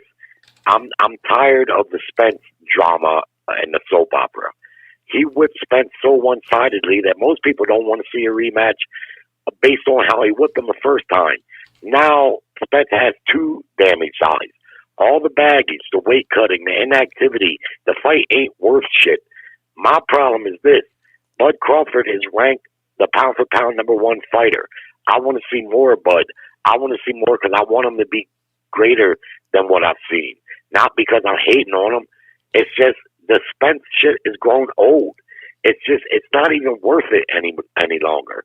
It's time for him to move on. Now, I understand that he signed a contract for a rematch. That rematch was supposed to happen, from what we've been told, contractually by December.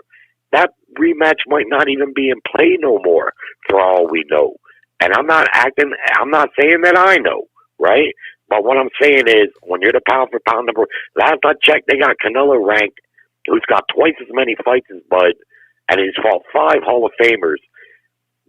He's ranked 4 or 5 pound-for-pound, and people stay on his neck to fight the top guy in and out. Bud doesn't have a lot longer left. It doesn't seem. He is getting older. I just want to see him fight some meaningful fights. He said he wanted to have 3 more fights. The Spence fight is taking too long. It ain't worth anything, and that's why the emotion in my call. Not because I hate Bud, but because I want to see Bud move on and do bigger things. The Spence rematch is done. So what do you suggest he do, if you can summarize it? Well, I'd love to see him fight Boots in it. I think Boots is the heir to the throne. If Bud can turn him back, that's a hell of a feather in his cap. If not, Bud can move to 154, as he's talked about, and conquer a 4th weight division by fighting Costas Tim Tszyu. How does he go about? My question is, how does he go about doing that? I know that's what you want, but now, in order to get what you want, how does he go about doing that? Right now in 2024. Well, he's the WBO champion at 147. So, according to everything I heard, they can move up and commission to take the top spot for a title shot at 54.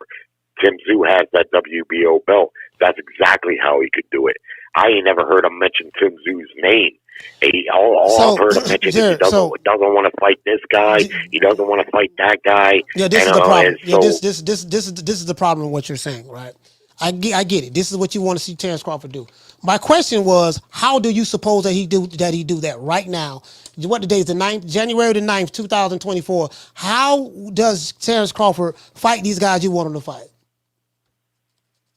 Well, I just told you how he could fight Tim Tszyu, which is perfectly logical. He can't fight. He can't, Jerry. He's on the contract. I don't know the details of the rematch clause. That's nobody does. That's key. See, that's key. See, I made some phone calls. Right? See, that's key. Okay. See, listen, that's key. So you know. Well, hear me out. That's key. The key thing is this here. He has a contract to fight rematch Errol Spence. Errol Spence has a contract to rematch Terence Crawford.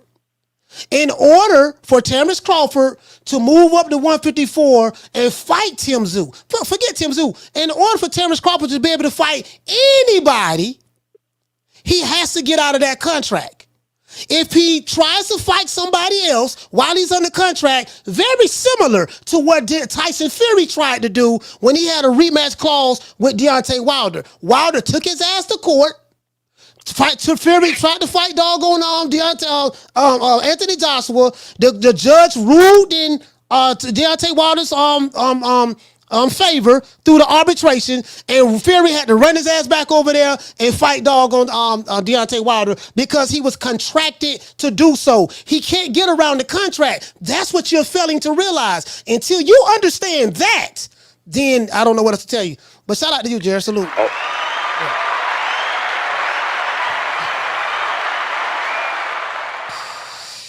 Yeah. I think everybody's forgetting that. You blaming this man for some shit where he can do this, he can do that. He can't do it. Like I don't understand what part of that nobody's understanding. You know, it is what it is. Anyways. I get it. Trust me, I get it, dog. I swear to God, I get it. Caller, what's your name when you calling from? OP from Boston, Coach. What's going on, man? OP from Boston, talk to me. No, this is crazy shit. This is exactly what EJ wants. Yeah, I don't know if you saw my post. I caught your upload, the damn cataracts, all this shit. I mean, they know the only way that they're gonna get people to see this fight and get excited for it is to make some excuse. That whole damn list, throw it all up. You know what I mean? Whatever sticks. Because nobody wants to see it again. They got their fill. They know what's going to happen. The only way to sell this fight, if it's true or it's an excuse or it's a reason, call it whatever you want. The only way people want to see EJ in there with Bud again to face that problem that is Bud Crawford is to make something that they weren't on the same playing ground. You know what I'm saying? I feel it in my bones because, I mean, what are you going to do? Oh, he was wagering 154. Well, there's no belts. I mean, Bud's whooping his ass again anyways. Well, something was wrong with EJ. Well, now, okay, you might get like half the casuals on board with that. All right, you might be able to bring something with Prime with that. You know what I mean? Because it's not, I don't know how much pull El Heyman's going to have on that, but it's the only play EJ has. In my book, if I'm El Heyman, hey, EJ, you know, fucking all the whole list is true. Just throw it out there. Go ride with it. 6 months later, like you said in that video, EJ said, if I had an excuse, I wouldn't even let you know about it. Now, all of a sudden, it's kind of gearing up the start of a long promotion. I think he's trying to get the wheels turning. They're trying to test the interest. And then maybe, you know, in 2024, we'll get this fight. Which is, I hate the downtime Bud has to go through because that sucks. Inactivity is the death of a fighter, you know what I mean? And Bud looked damn good that fight. But I think it's a promotional gig. I don't know. What do you think about that? Man, I think it's all a promotion. I mean, don't they need a reason? They need a reason. Yeah, man. Again, you know, they have a contract to fight each other. And, you know, that's the bottom line. We don't know the details of the contract, right, but apparently neither one of them can go fight each other. Let these YouTube managers know they know something that Terence Crawford and Errol Spence don't know. Apparently they do. And everybody's entitled to their opinion, but again, you know, motherfucker wronger than 2 left pair of shoes, and you can't get, there's nothing right about that. So but shout out to OP, shout out to OP Gamer, but everybody's entitled to their opinion. And again, I don't want to throw anybody no, I'm under the with bus. you. I'm with you. I just don't think they can sell EJ on it. I'm with you on it. You know what I mean? Right. I just think they don't know how to promote it, so they're like, oh, EJ was hurt. I don't believe that shit. I just think they're trying to fucking throw anything that sticks. All right, coach. All right, salute, fam.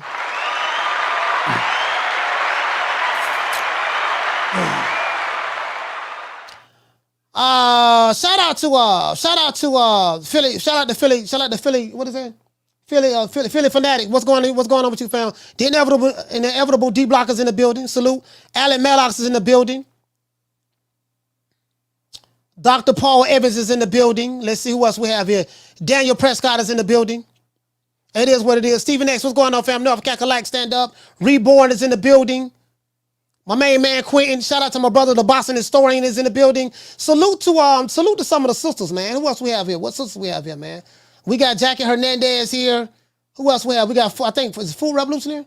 We got Elena here. La Jessica is here. Salute to you, sis. Shout out to Nay. What's going on, Nay? Salute to you. It is what it is. I mean, again, guys, like, as I said before, like, me personally, coach, I don't have, this is what a motherfucker want to do, right? This is what they want to do, right? One thing about Coach Malachi, what I'm not going to do is this. You want to argue. I can't argue with you. You mad. Look at you. You mad. I don't get paid to argue with you. Who is you? You ain't nobody. I'm not finna argue. Okay, yeah, that's how you feel, fine. You're wrong, but if that's how you feel, fine. But now, see, I want to argue. What you mean I'm wrong with that? Okay, sir, have a good day. I'm sorry? 160 is my weight division. I want to unify. I want to get Golovkin in the ring. I want to bring him to Houston. You know what I'm saying? I want to get Canelo out here to Houston. If they really to come down to 160, this is my weight division. So we gotta see what's going on, like which other fighters are going to have fight days. One of these guys are going to fight. It is what it is. Fact of the matter is, we have a schedule coming up that fighters that are fighting. If a person say I'm tired of this and I'm tired of that, don't listen to it. I tell people time and time again, right? Like I'm never going to get upset about something that I have control over. If you're tired of hearing about Crawford or tired of hearing about Spence or I'm tired of hearing about a certain fan base, don't listen to it. See how simple that is? Like I tell people time and time again, right? Like I have dudes on Twitter, nigga, I don't like you. I can't stand you. I say, but just like you freely brought your ass over here to my channel to listen to what I have to say, you can freely leave. It's free will. If you choose to listen to something that's upsetting you, I'm tired of these dudes online like me. I don't listen to no Errolsexual YouTube channels. I don't know what they talking about. I don't listen to none of them. So I have people send me stuff every now and then, but I don't listen to none of them. I'm not gonna get upset. I don't know what they got going on the side of the street. I'm in my lane. I'm on my side of the street. I can't tell you what they talking about because I don't listen to them. I'm not gonna get upset. And if I did listen to them, you got a right to feel that way. I got a right to feel that way. That's it. But I'm not gonna be arguing about no shit. Okay, that's it. Okay, cool. Cause some motherfuckers, some people like to argue. Some people argue for the sake of arguing. I'm not finna argue about your opinion. That's your opinion. You have a right to it, no matter how wrong you may be. And if you feel that you're right about your opinion, there's nothing wrong with that. I'm not gonna argue about whether you feel that you're right or whether you feel that you're wrong. You finished? Okay, cool. Let's move on. That's all I gotta say. Caller, what's your name? Where you calling from? Henry from Jersey. Henry from Jersey, talk to me. Hey man, I know there's a lot of Errol Spence fans hiding, but I ain't one of them. I'm a boxing fan first. I'm gonna be straight up honest with you. After what Terence Crawford did to Errol, he got to go back to the amateurs, man. And I'm an Errol Spence fan, and that's the first thing. And the second thing is, he was better off just staying where his eyes and mouth quiet. Now he's just looking for an excuse that he never had, and that's my opinion, and that's what I'm gonna say. There's no way he could beat Terence Crawford, point blank, period. And we all gotta get on the Terence Crawford gravy train. That's all I gotta say, whether we like it or not. All right. Well, shout out to Henry, man. Brick City stand up, man. Jersey in the building. Salute to you, fam. bro, I get it, dog. I get it. I swear I get it. I understand. I feel your pain. I feel your pain, dog. I know. I feel your pain. It hurts. It still hurts to this day. It still hurts to this day. To this day. I get it. I understand. It's gonna be okay. It's gonna be okay. It's gonna be okay. This too shall pass. This too shall pass. Caller, what's your name? Where you calling from? The villain, Coach, Southside, Minneapolis. Southside, man. Talk to me, fam. Let me start by saying that ass whooping, not eye surgery, was long overdue, Coach. And the thing I was saying yesterday about the Bud getting rid of the WBA and the WBC belt is because I don't want him to hold up the welterweight division. He started with the WBO. I'm thinking he should leave and go out with the WBO, whether he can use it or not, whether he can use it now or not. Just the WBO is gonna help him get up to 154 anyway. Even if he do fight Spence at 154. But ain't no money down there at 147. Ain't nobody at 147. Ain't nobody gonna move up from 40 to where he gonna make $7 million, or ain't no network gonna give him $7 million plus to fight nobody at the 147 or the goddamn 140 division. But something else I wanted to say though, Coach, was Spence ass talking about he didn't see what hand he was getting hit, but he had enough know-withal to know he seen a one-sided ass whooping coming in his goddamn future. And then a motherfucker talking about some Cadillac surgery. Cadillac surgery is just another way of saying old school ass whooping, if you ask me. Hey, hold on. That's all I got for you. All right, man. Salute, man. Hey, shout out, man. Shout out to brothers Southside Minneapolis. Salute, bro. Hey, I'm just saying. Hey, shout out to Quentin. For dropping that quarter of a damn dub on your boy. Hey, Leroy. Super chat. I get it. Received. I get it, bro. I swear I get it. He said, boxing is so dramatic and unpredictable, we can't win. He said, so we can make it better. He said, what can make it better? Also, Jared from B-More, stop the Bud hate. True. Boy, shout out to Jared. What thing I say about Jared, boy? Jared is consistent. I give him that. He is consistent. That's what I respect about him. Shout out to Fotek, dropping that $2 super chat. He said, Jared must have never heard of contract obligations. Well, you know, all the contract don't mean nothing, dog. See, we ain't worried about no contract now. Now, what we gonna do, forget the contract. Remember, now the contract don't fit the narrative now. It don't fit the narrative now. I'm damn you saying that. But what we gonna do now? See, don't worry about that deal. Just sign the contract. 60, 47, 30, 80, 20. Take whatever we give you. See, we seen fighters try to get out of contracts before to go fight other people. In recent years, you know, Tyson and Gypsy King Fury. You know, a whore there, 7 May Timbers. Y'all remember 7 May Timbers? What he tried to do? He tried to get out of the contract with Deontay Wilder. To this day. What happened? What Wilder did? He said, get over here. Bring that ass back over here, boy. Oh, you think you finna go overseas? You think you finna go to the UK and fight Anthony Johnson for undisputed, huh? You forgot that you got a contract with me, huh? Oh, no. That's what I'm gonna do, huh? Yo, that what you gonna do? You don't want to honor the contract? Don't worry about it. Let's go to arbitration. True. Now you still can't fight nobody. You don't know, gotta go on arbitration, right? What happened? Judge ruled in doggone Deontay Wilder favor. We got the trilogy. Why? Because of a contract. You get what I'm saying? Shout out to Ali Meadows, man, dropping that $2 super chat. He said, is Bud not an eye collector, coach? Of course he is. True. Of course he's the eye collector. I get it. Trust me. I get it.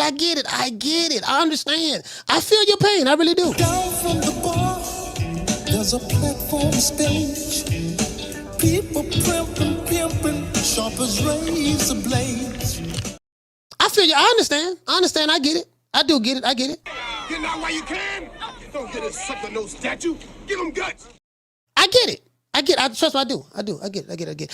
Shout out to Boston Gyms. Salute, shout out to Gyms, man. Salute, fam. What Jerry say, I'm guessing. And Jerry, and you know.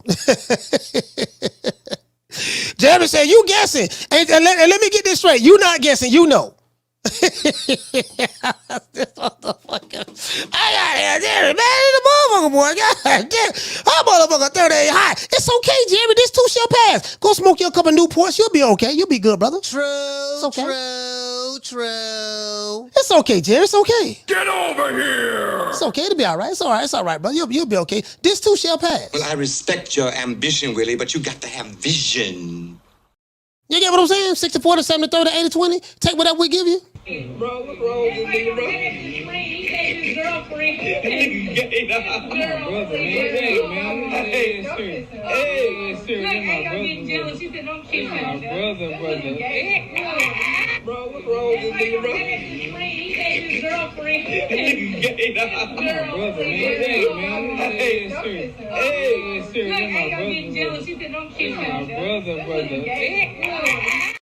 I understand. I get it, dog. I get it. I trust me, I do.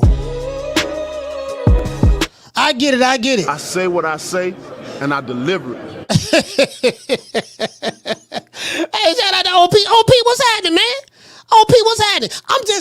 I'm going back to what I originally initially said. What I'm saying is this here. I don't want to get distracted. You know, like, why now? Like, why come out? You know, I had cataract surgery on my right eye. You know, I had the cataract surgery on my right eye, stuff like that. Like, why now? The timing of it is what I'm questioning. The timing, I get it. I do get it. The timing of it. You know, I know a lot of people upset. A lot of people who bet money on Spence and love him. I know they're upset. Again, I get it. You're upset, and now you want to project that upsetness on Crawford. I understand. I get it. But why the timing? Do anybody know the timing? True. Caller, what's your name? Where you calling from? What's up, Coach? It's Martin from Jersey. Martin from Brick City. Talk to me. Yeah, I want to ask you a question. So, Coach, help me understand this. Like, Crawford can't fight nobody because of the contract with Spence. But so you mean to tell me? Because I got to understand this. You mean to tell me that this guy just had surgery? How long does it take for him to recover from the surgery, from the eye surgery? Yeah, I don't know. I don't know. I have no You idea. know, because you mean to tell me that Bud has to wait until he recovers, so then they're gonna fight? I mean, to be honest with you, that man does not want to fight Bud. You know, I don't think he really wants to fight that dude. You understand, Coach? Because why would you wait till like now the surgery? Like, you could have gotten that surgery like right after, like a week after the fight, and you could have still went on vacation with your wife and do all that, you know, all the traveling in the world you have, and you would have been good right now, ready for training camp and get ready for the rematch. You know, you're gonna get his ass whipped again, but he would have been, you know, on his way there already. You know, and Coach, you don't have to like explain yourself to certain people about when you have a contract with a fighter, you just can't go and fight nobody else, because we already seen what happened with Tyson Fury and Wilder. Tyson was getting ready to fight Joshua, and then he got taken to court. He had to get his ass back there and fight. I mean, I know you've been talking about it, but it's common sense already. Like, we've seen it happen already. Like, what are we talking about here? You know? Yeah, you know. But anyway, Jerry from Beamer, stop hating on Bud, man. That's all I got to say, man. You're a boxing fan. You don't sound like with your cigarette voice. Yeah, shout out to Martin, man. Brick City, man. Brick City. I get it, bro. I get it.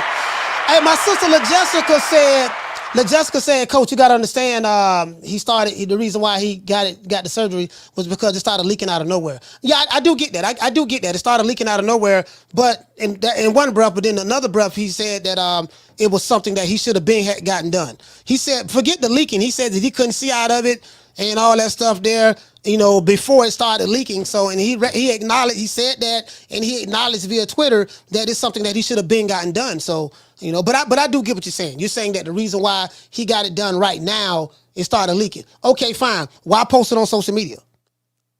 Caller, what's your name? Where you calling from? Superman from Brooklyn. What's your name is? Superman. Superman? Yeah, Superman from Brooklyn. Superman from Brooklyn. I told you the other day. Yeah. Yeah, told you. Yeah. when I saw this thing, I just became so upset. And the reason is because the timing is so off. And I said, you can only stand with you without the excuses until you can't. And that's what he did. He just made an excuse. And it looks so bad. It looks so bad. After all this, seeing certain things that he was doing, promoting, no excuses, making shirts, no excuses, all of this, just to come out later to make an excuse. I mean, it's pitiful. Wait a minute. Wait. The T-shirt. So, you know what? Hey, Superman, I'm glad I got you on the phone. So now, what about the T-shirt? If our good brother Spence come out with some more T-shirts, would you buy one? Never. What he said no excuses just to make an excuse. I mean, come on, man. He made a lot of money we on all them knew T-shirts. that Crawford was best. He made a lot of money on them T-shirts though. Boy, he made man down, strap season, we smoking bud. He made a lot of money, boy. He made a lot of money on them T-shirts, boy. Ah, damn, boy. Hey, that was just to say that, yeah, but bro did his thing, bro. He had no chance. He told you that since the beginning. He said, try that body shot stuff. He said, okay. Ain't nothing you do work. He didn't even go into second gear. That's the problem. Understanding that Bud didn't even get started. He just knew what to do. Anybody go buy some more T-shirts? I want to know. Anybody, hey, if Errol Spence come out with some T-shirts right now, hey man, I'm gonna put that boy body in the dirt. I'm gonna break him like Kuta Kinte. Well, anybody gonna be buying some Kuta Kinte shirts? We gotta boycott him. Just saying. We got to buy T-shirts now. Fight another bum.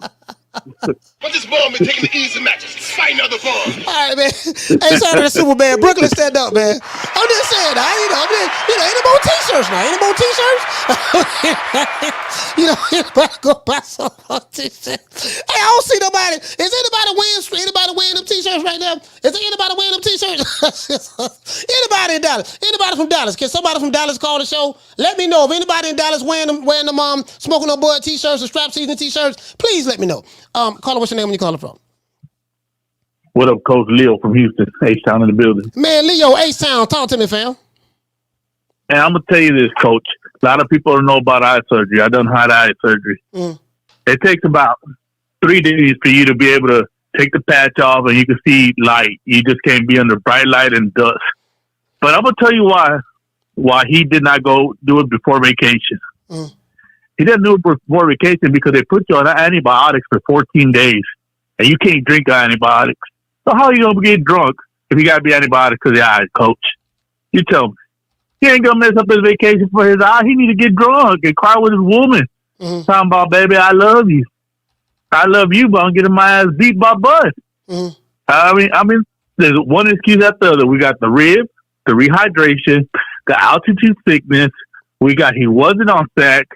We got what else we got, Coach? You know what? Now I ain't gonna lie. Now Spence, I can't put that on Spence. Spence did not come up with those excuses. It was a lot of his man fans. They came up with it, and then Victor Conte came on this show, and Victor Conte said that Errol Spence. It looked like he was suffering from high altitude sickness because he ran the week of the fight, and that's something that you don't do.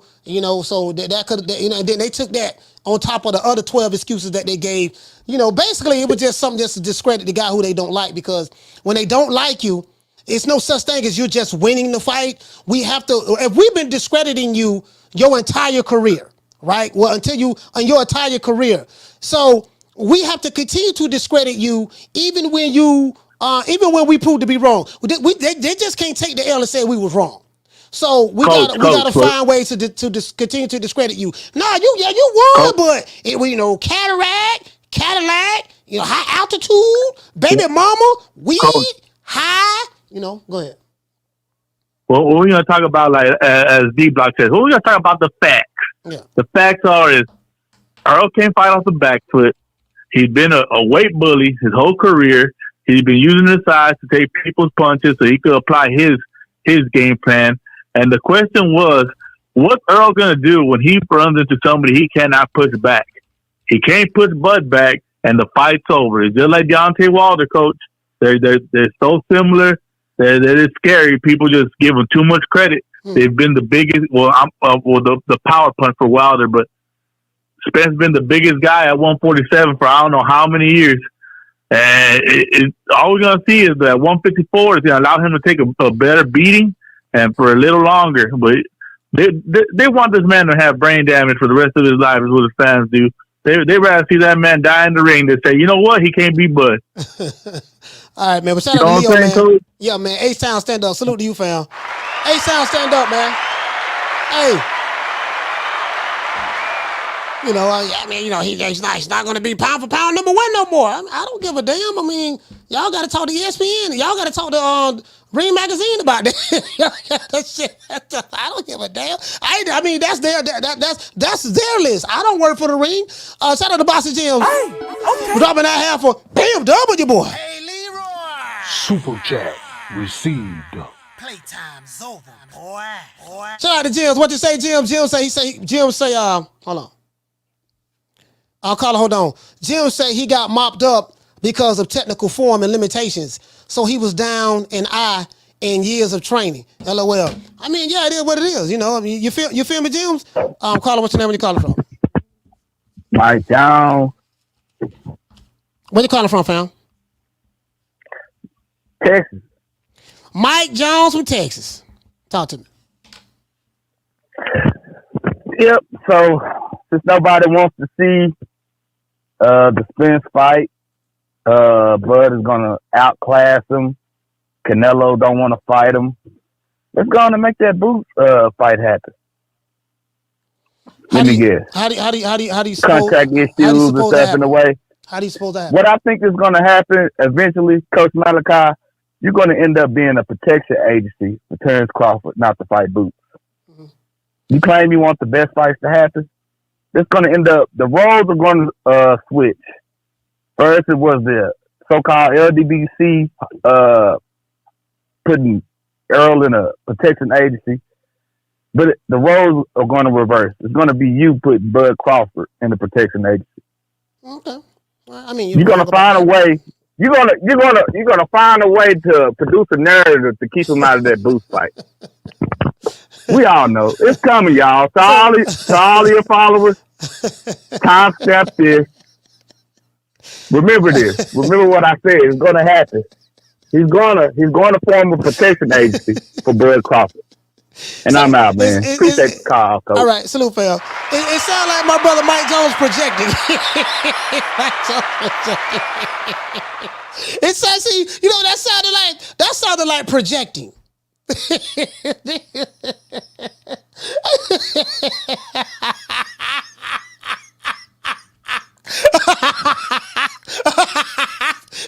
Goddamn Mike Jones, it sounds like you projected, my brother.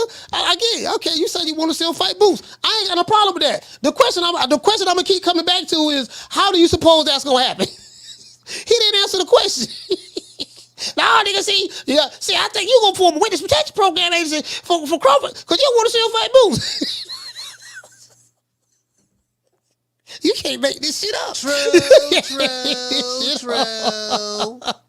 You can't make this shit up. I know you once said, hey, look, if we fight, it's going to be either 70-30, 80-20. Was that? Man, I was. When I said posturing or what was that? When did I say that? You know, that was. Yeah, I said it on my girl Instagram. Yeah. What's going? But I was playing. Yeah, man, nobody taking no 80-20, 70-30. Yeah, I was playing. I was like, because I was like, it's gonna be 60-40, and I was like, yeah, he keep playing crazy. It's gonna be 70-30 or 80-20. Yeah. But yeah, I was playing. Like I was serious about that, man. Like people can't take jokes. Hey, a lady say it sounds like E-Buddy. It might have been E-Buddy. I don't know. It might have been E-Buddy. I don't know. You get what I'm saying? Mike Jones over Texas. Bro, I ain't gonna lie, bro. I be getting some strength. Like, man, listen, man. Bro, listen. Doggone E-Buddies, Mike Jones. Bro, I don't have some hell of a dudes. They say they're from Texas.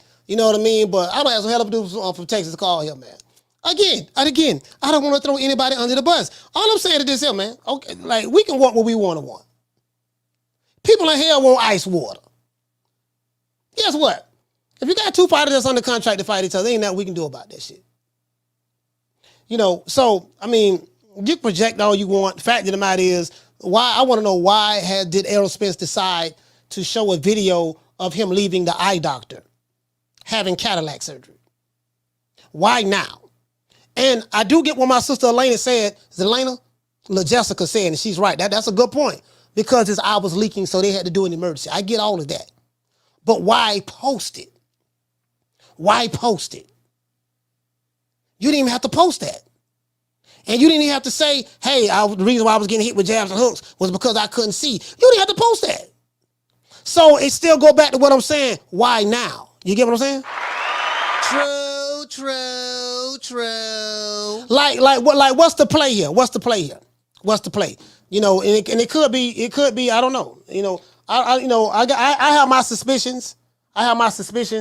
You know, this smell like Al Heyman, but this is Al Heyman. Oh, this smell like the works of Al Heyman to me. I don't give a fuck what nobody say. That just how I'm seeing that shit, and I got understanding why. Shout out to Allie Maddox. Hey, okay. For dropping that quarter of a bam dub on your boy. Hey, Leroy. Super chat received. Playtime's over, boy. He said, Coach, tell the Errolsexuals just to take some snack and he'll be okay. You know, I mean, yeah, you know, gotta be on that snack now. You know, he said EJ will be ready to go in about a week for another ass beating from Bud. I mean, I don't know, man. I don't know, fam. Shout out to Bossy Jims. Hey, okay. For dropping that quarter of a bam dub on your boy. Hey, Leroy. Super chat received. Playtime's over, boy. He say Mike Jones gonna come up with the money for the fight, Coach. Simple. Yeah, you know, you gonna put enough Nick Sacks together. Okay, hold on, what you got? You got $5. I got $5. You know, he got $5. We gonna put a whole bunch of $5 together, and then we gonna make sure we can get this fight. Down from the bar, there's a platform stage. People pimping, sharp as razor blades. And another thing, if the Ring magazine can have anybody who they want to be pound for pound number one. Right? The ring can put whoever they want. Like, I mean, this is so stupid, right? But I just want to show y'all this. The ring can have whoever they want to be pound for pound number one. I don't know why he's pound for pound number one, and you know, just off that one win, and this guy right here, he's going to have another fight, and they're going to replace Bud. Okay, if they replace him, so what? True. It's not a big deal to me. It's not a big deal to any of these guys, I don't think. If they replace him because he hasn't fought and this other guy been fighting, okay, so what? Pound for pound, it doesn't stay, like whoever's number one pound for pound, they don't stay number one pound for pound. Pound for pound, according to these guys, or just based on anything, it should be on a fight by fight basis. Because who you fight matters, right? You know, so one guy ain't gonna stay pound for pound for 10, 20, 30, 40, 50 years, number one. Somebody may be pound for pound this year, the number one guy. Another guy may come and have some more accomplishments that surpass you, then you may become pound for pound now, number one. And then another guy may come surpass him, then the other guy may become pound for pound number one. I mean, it's interchangeable. It's subjective to whatever it's based upon how they come up with their list. Who gives a fuck? True. I mean, it's like you're reaching for straws at this point. Yeah, but he'll have a fight. He gonna be pound for pound number one no more. I don't give a fuck. Shout out to Marta King Boxing. Dropping that $2 super chat. He said, it's ridiculous. It's ridiculous, huh? Okay, all right, it's cool, it's cool. Shout out to Mike Jones. He said, True Media Protection Agency for Crawford LLC. Sound like you're projecting, my brother. Sound like you're projecting. Shout out to Shot Time, dropping that $2 super chat. He said, any chance you can get Cat Williams on the show? Oh, whoo, Lord have mercy, boy. If I can get Cat Williams on the show, bro, trust me. You know what I mean? I got to build my profile up a little bit more on Shot Town. Caller, what's your name? Where you calling from? Man, you already know. It's inevitable. It's D-Block, D-Town, D-City, D-Ville. Baltimore. D-Block, talk to me. So you coach, did you find anybody in Dallas? Did anybody call you from Dallas telling you they're wearing them shirts? Well, you from Dallas, so won't you? You can answer that question. Huh? I said you're from Dallas, so you can answer that question. Yeah, no, not me. I'm saying somebody else, coach. Did somebody else call from Dallas? No, you're the one that called from Dallas, so I'm asking you the question. You're the first one that called from Dallas. No. You know, you're the only one that called from Dallas. You're the only one. I'm the only one? Right. That's what I'm talking about. It's inevitable. It's D-Block, baby. We're talking about Dallas, Texas, the greatest city in the whole wide world. No matter what you say, come with the hate. You got to come with Dallas Cowboys all day, baby. We hitting them Green Bay Packers. We're going to slap them silly. You already know, coach. Tampa Bay, too, coach. It looks like y'all going to have a little easy time with the Philadelphia Eagles, coach. I'm just saying. I haven't, man. I haven't been watching football, man. So I didn't even know they what is it? I didn't even know they was playing this week. Coach, they're right there. Coach, they're right next door to you, coach. Yeah. Tampa Bay Buccaneers. Okay. I'm gonna let it. I haven't been watching any football, D-Block, to be fair. But as it relates to the subject matter, why do you think that Errol Spence waited so long? Just waited till now to show that he had surgery on his eye. Like, why now? Like, why even post it? Even if you say, hey, it was an emergency, he needed to get it done, that's fine. I have no problem with that. But why even post that? That was a personal matter. Why post that? Well, Coach, this is the problem with some people, Coach. We got a problem with people that don't realize that, you know, at the end of the day, they could say whatever they want to say and open up their mouth and twit and do Twitter and get on Facebook and get on Instagram, Snapchat, whatever you want to do. But sometimes when you get beat so bad, nobody want to admit that you got beat so bad, so they're gonna let you get beat up again. You know what I mean, Coach? So for Errol Spence Jr., the DeSoto native, my bad, New Yorkville. Yeah, he from I forget where he's from, Coach. He's from New York.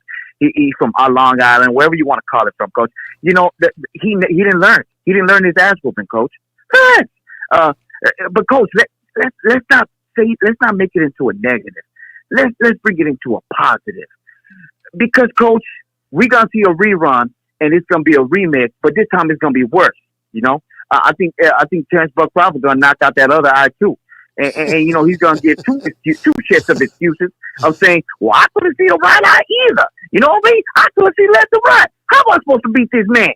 So, Coach, let's just bring out the red carpet for the fight. Let's bring out everybody, you know, who's going to show up to the fight. Bring them out in the limo and just say, yes, yeah, you got a chance. You got a chance. Let's just. How did you feel, Coach, when he got beat up like that, Coach, that first time? Did you feel vindicated, Coach? Did you feel vindicated inside of you, Coach, knowing that you knew the aftermath, Coach? What you got to say with that? Because it's going to come a second time. How did you feel, my brother? Yeah, D-Block, I felt good. I won $3,000.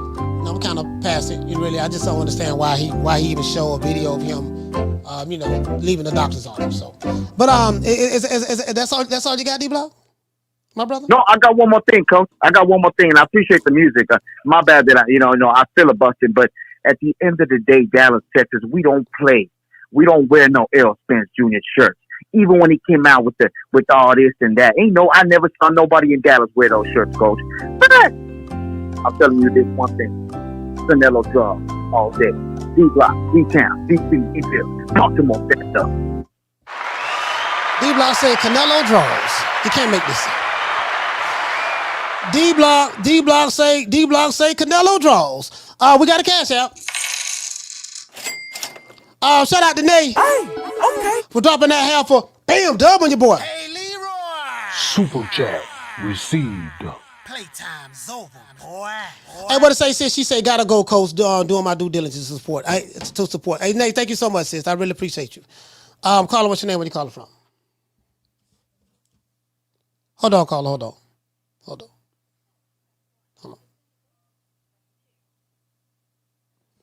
Caller, what's your name? Where you calling from? Kermit from DC, Coach. Man, Kermit from DC, man. Talk to me, fam. Coach, I want to ask you a question now. I heard you say that he can't fight anybody because he's under contract, but doesn't he have to fight? Doesn't that fight have to happen in a certain time, or or he can't hold him to that contract forever?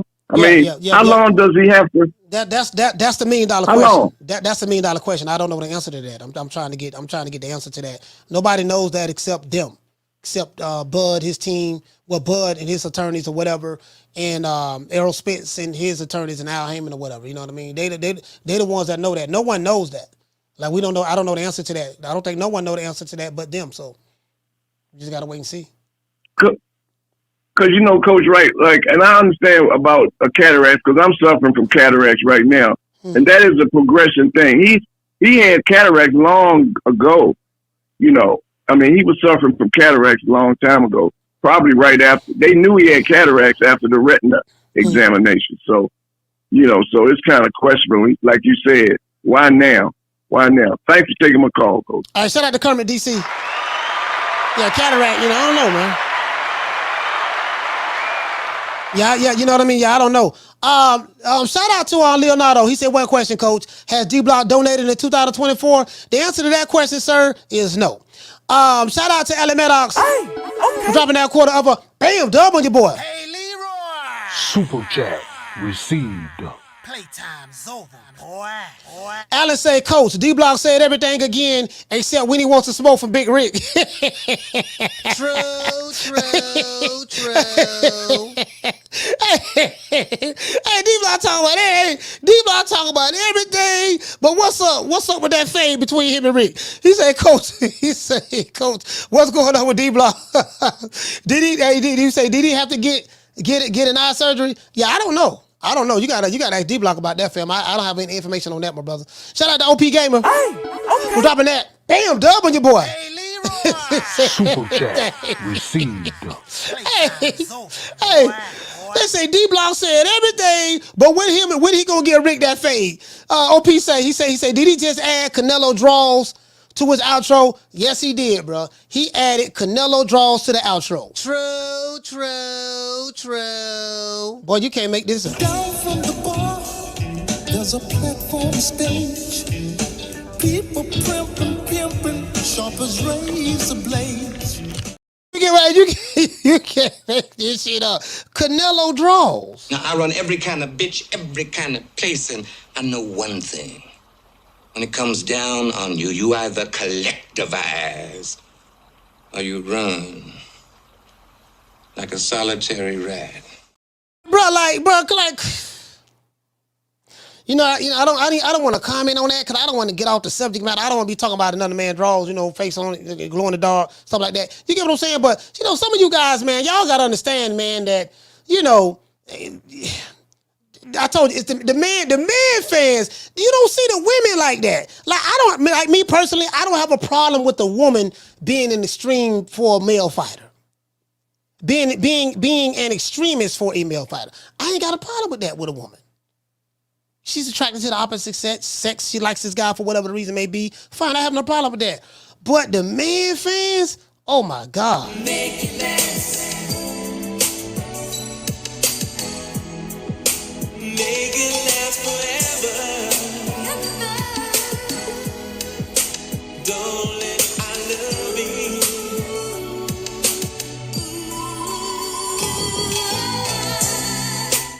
I'm talking about dude saying with his chest out. I want you to call me.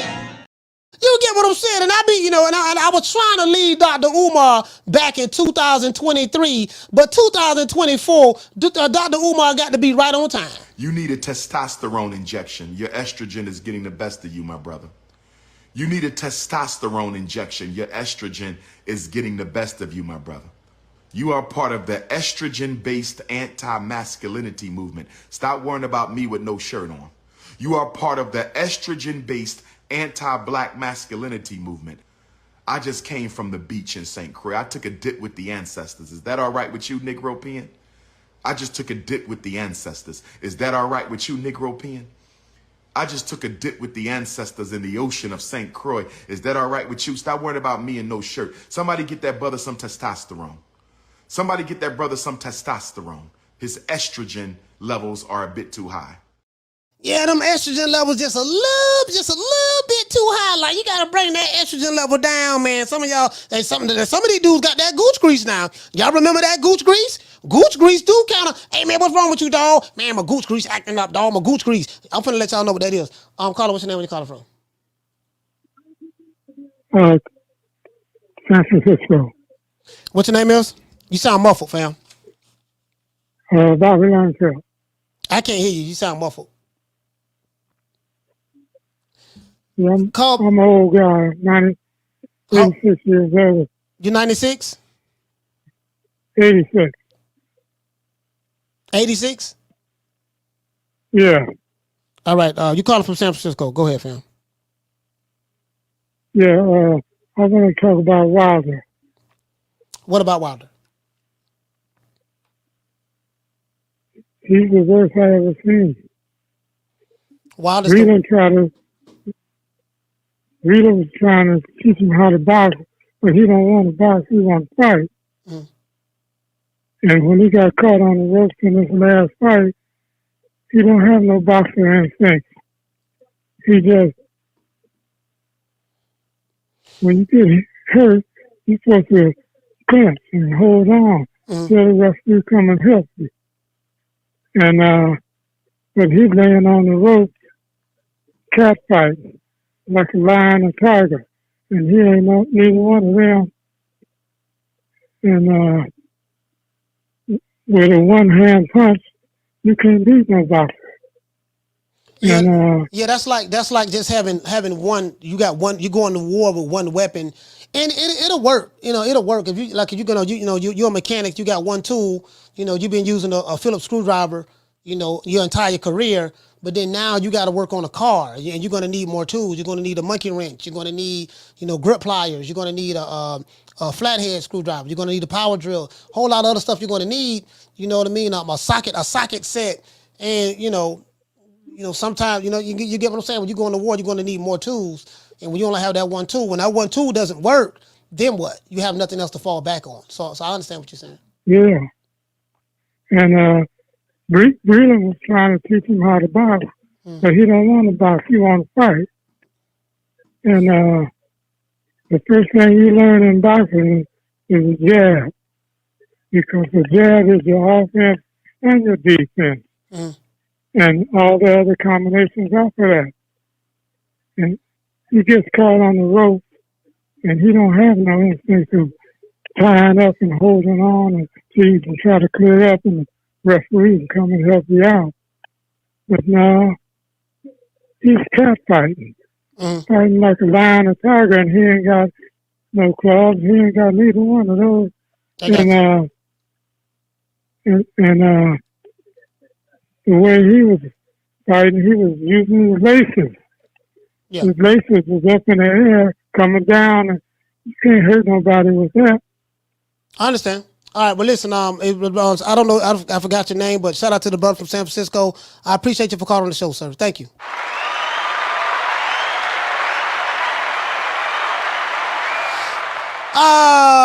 Shout out to Leonardo for dropping that hair for bam dub on your boy. Super chat received. Playtime's over, boy. He said D-Block said Dallas ain't about that. Well, let's start that beef. He said, let's start that beef well. We also know Dallas don't want no beef with Houston because Rick is waiting. H-Town stand up. Facts. We run Texas, man. Okay. All right. Shout out to Elementos dropping that $2 super chat. He said, I think D-Block might be a bigger duck than Duck Nello. All right. All right. Shout out to OP Gamer. Dropping that half for bam, dub on your boy. Super chat received. Playtime's over, boy. He said, I don't know, coach. Someone brought up the Shay Shay interview with Cat Williams. D-Block might be putting on that damn dress. Stay the path, D-Block, steady. I don't know, man. I mean, I don't know what's going on with D-Block, man. It is what it is, man. D-Block did say that, sometimes he forget to take his medication. I think one time he said he was going through some issues. I don't know, you know what I mean? I don't know what kind of medication the brother take, man, but I'm hoping everything work out for him. Down from the bar, there's a platform stage. People pimping, sharp as razor blades. Yeah, man, I think the brother who just called, I forgot his name, but he said that, I think he said it was 86 or something of that sort. You know what I mean? So it's real good, man. We got some of the older brothers listening to the show. That's good, man. We got a wide range of people listening to the show. I ain't gonna lie to you guys. Again, like one thing I've learned about boxing, I think all of us have, we can't predict this shit. Like fights you think ain't gonna happen, they don't happen, but then sometimes they eventually do happen. And like we can't predict it. You understand what I'm saying? So only thing we can do is sit back and watch the greatest show on earth. I will say this, it does seem like that boxing today, you know, I guess because of the social media era that we in, it do seem like kind of soap opera-ish. It seems kind of like the tabloids and stuff like that. Shout out to Elementox. Hey, okay. Dropping that quarter of a bam dub on your boy. Hey, Leroy. Super chat received. Playtime's over, boy. Elementox say he say 86 years old, and he said Wilder is the worst that he's ever seen. Yeah, he did say that. He said that man seen a lot of fights in 86 years. Salute the pops. He's spitting facts. Yeah, you know, I mean, again, the thing is with Wilder, he was able to get as far as he could with that one tool. And, you know, but now once you leave the bubble and you're forced to fight outside of the bubble, then therein lies the problem. You can always compartmentalize everything as long as you keep everything in-house. Now, sometimes it doesn't always work out. You can fight an in-house fight and you can still lose. I do get that, but you know, I mean, that's just the reality of the situation. Now it's like, okay, we got to go a little bit deeper. Pause. Got to go a little bit deeper. You got to fight these other guys, and now that's when the rubber hits the road and you kind of get exposed. Don't ever forget, when I found you, you was strung out on coke. When I found you, you was like a big house, contemplating about killing yourself. So don't you ever forget who brought you to big time boxing. I drugged you back. I brought you back. I provided food and put food on your table for your family to eat. And I'm doing it for the second time. So don't you ever forget that. And see, that's the thing. I think that fight right there, that was the second fight. I think that's what Wilder messed up at with the Fury. You get what I'm saying? And I never forget when Wilder was like, man. Well, you know, I guess I gotta be like everybody else and saying Al Heyman. Wilder was like, man, Radio Raheem. You know what I'm talking about, man. Hey, y'all remember that? He said, you know what I'm talking about. Y'all know what the fuck I talk about when I say these things. To this day, y'all remember that? You know what I'm talking about. Y'all all know what I'm talking about, man. Right? I ain't gonna lie. I'll tell you Wilder funny, dog. Like from a comedy standpoint, that dude is funny, man. Like I like Wilder. It's some of his man fans are just too crazy. Don't everybody believe in Google? Go Google that shit. Motherfucker ran up on Chevy B. Timbers. Ahoy there, Chevy B. Timbers. Ran up on Fury. What he says we don't believe. You know, when does he knock somebody out? He pillow fist. He got pillow for fist. I'm Rick James, bitch. You feel me? I'm one of the baddest motherfuckers of all time. To this day. You now Just sit here, you don't know what I'm talking about? rocking with the hottest boxing podcast in the land. True Media Boxing Radio with your host, Coach Malachi Williams. Hey, I ain't even lie to you, boy. That shit was hilarious, though, boy. I'm just saying, you got pillow for piss. And then that second fight, I lost $400 in that fight. That second fight, man, and it just seemed like it hasn't been the same. It seemed like when I was 2021. Yeah, Black History Month. Wilder got beat down like that. Black History Month.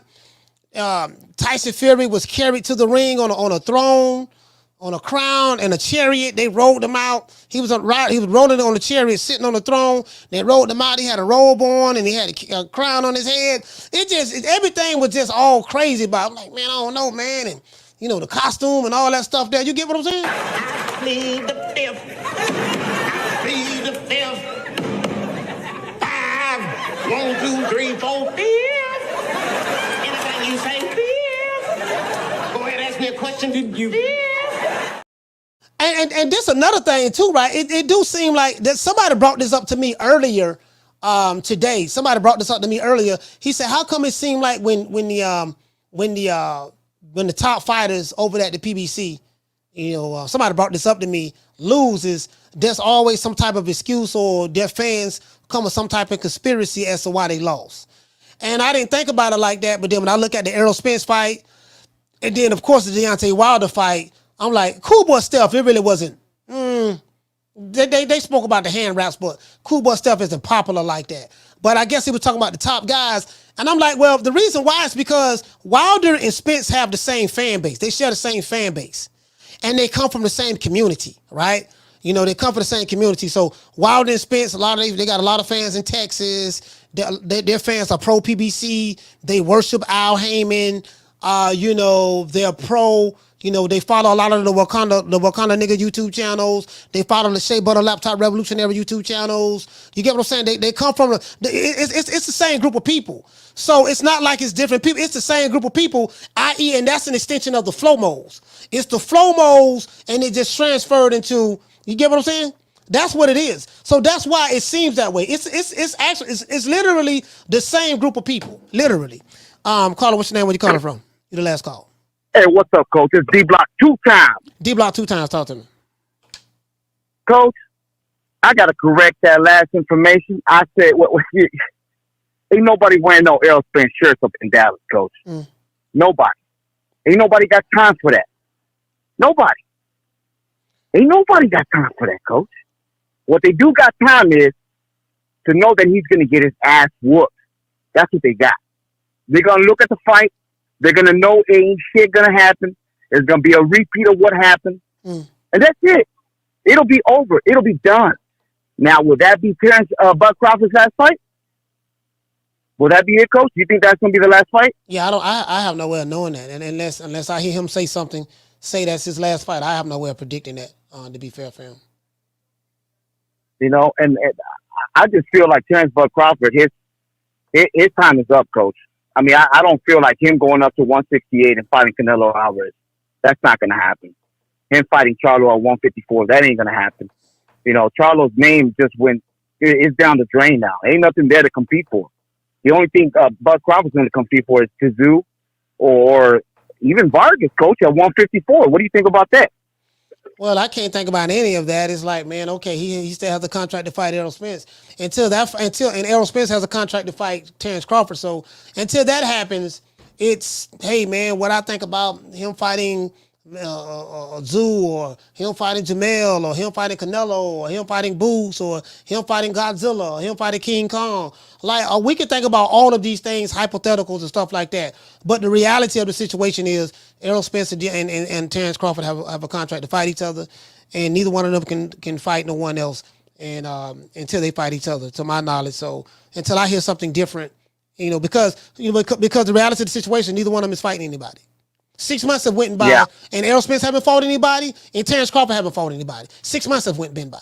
So that's a bad contract right there. That's a bad contract.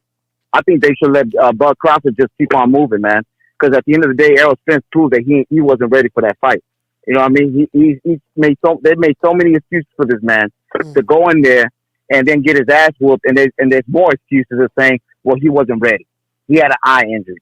He had cataract. They had all this shit, but at the end of the day, can't just give props to Terence Bud Crawford and say, all right, the best man beat, you know, the other man. And that's just lay dogs. I mean, nobody wants to see this fight at 154, Coach. Nobody wants to see this fight at 147. It's done. And it's crazy because there was so much hype to this fight, Coach. You know what I mean? Like, it just don't make any sense. And I'm going to let it go like this, though, because it looks like everybody's over here making a big deal out of Canelo draws and all this shit. That ain't part of my... That ain't part of my... Canelo draws. That's what I wear. Because I got the number one pound-for-pound fighter in the world.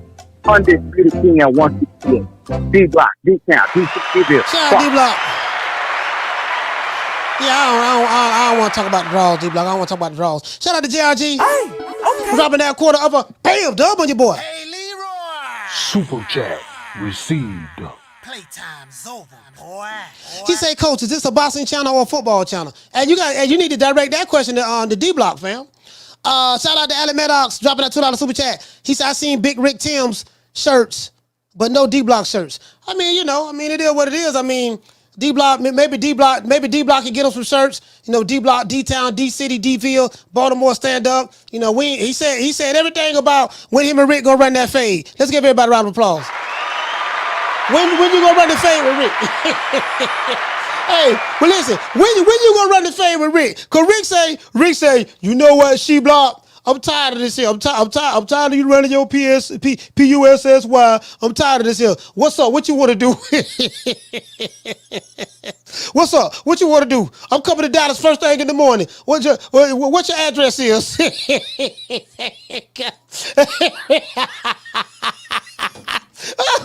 D-Block was filibustering. D-Block said everything, but what's up? What the address was? Hey, caller, what's your name? Where you calling from? You the last caller. Yeah, Darnell from St. Louis. Darnell from St. Louis, talk to me, fam. Yeah, man, I think Spence just finally came up with the perfect excuse. He sat down, he ain't been saying shit for about 6 months. When he finally come out and say something, he got that surgery. Al Heyman was like, hey, look, now when you come out, grab your cameras, tell them, hey, I had this cataract in my eye. Come up with that. Tell them that. And then ain't nobody said nothing about no cataract. That was the one excuse ain't nobody said nothing about. He got his eye busted up, had eye surgery. He was like, yeah, there we go. We're going to do that. And then I'm going to ask you this. I want to ask you something, too. Hey, how long you think Bud should wait? I mean, I don't know. I mean, again, I don't know. See, this is the thing, right? The reason why I can't answer that question is because I don't know what the terms of the contract is. Because what you're implying is, let's say Bud say, you know what, I'm gonna wait 2 more weeks. If I don't hit another 2 weeks, I'm leaving and walking away and doing another fight. That's what I do. I tell Bud, I don't give a damn what the contract said. I got let you wait till December. Mm-hmm. Then you come up with a new excuse like Bud 36. He still look good, but you know, at that age it can happen overnight. I doubt it, but I mean, he at that age, so he like, hey man, we fought, you lost, you know, you done had a car accident, you done had eye surgery, now you had another eye surgery, like you deteriorating. On top of that, you be drinking off, like, I don't see. Hold on, my bad. Yeah, I don't see Spence even doing good in this fight. I mean, there's a lot of there's things. The question I keep asking is this: what is the deadline for this fight to happen? You know what I mean? Right. Until we don't know the answer to that. The only one know is Spence and Crawford, and neither one of them have revealed that to anyone. So we don't. I don't know, fam. I really don't know. Yeah, but he can't wait too much longer. That's all I'm gonna say, man. I'm ready for Bud to fight. You know, I ain't even really interested in the fight no more. But yeah, that's all I had to say, though, man. Appreciate it. It's my first time calling, man. Hey, as a matter of fact, I saw you after the Spence fight. That's when I first saw you talking shit. I'm like, who is this nigga, Betty? I've been a fan ever since, boy. All right, I swear. You're funny as man. But all right, man. St. Louis, stand up. Salute, fam. Hey, shout out to Alan Maddox dropping that $2 super chat. He say, don't cut the phone line yet, coach. D-Block second respond. Nah, D-Block don't call twice already, man. D-Block don't call twice, dog. Let's give everybody a round of applause. D-Block don't call twice, fam. Yeah. D-Block don't call twice. You know, he won Hater of the Year. I sent him $50. Like D-Block just coming up. He called twice. He filibustered. I sent him $50. He probably gonna buy some more Canelo draws. And we don't need to be hearing all that. Shout out to my sister Mimi, man. Okay. Shout out to Mo Easy. Okay. Shout out to Keith from Tennessee. Okay. Sheila from Killer Cali. Okay. Shout out to the Duchess of Wisdom. Okay. My sister the Goddess. Okay. Passion for Beauty. All the tenderonis, 100 dips. Shout out to Lisa Bales. The lovely Miss Connie Stevens. Jackie Hernandez. Shout out to Food Revolution. Shout out to Bless 365. Salute the North Omaha's very own Tila. My sister Nick Rich, stand up. That's our Florida girl there, man. Shout out to the other Florida girl, man, Fee. Shout out to Wamina. Shout out to Green Eyes P. Salute to Danetta. Shout out to my sister Bree. Peace to my sister Ebony 76. Miss Felicia Williams. Salute to my sister La Jessica. Karma Serene, man. Salute to Karma Serene, man. Well, Karma Serene, she hate Bud. She hate Bud. I can't stand him. Shout out to my sister Karma Serene, man. Shout out to Kiara. Salute to my sister, Summer in November. Peace to Elena. And shout out to Nate with the A. Let's give all the 10 brothers a round of applause.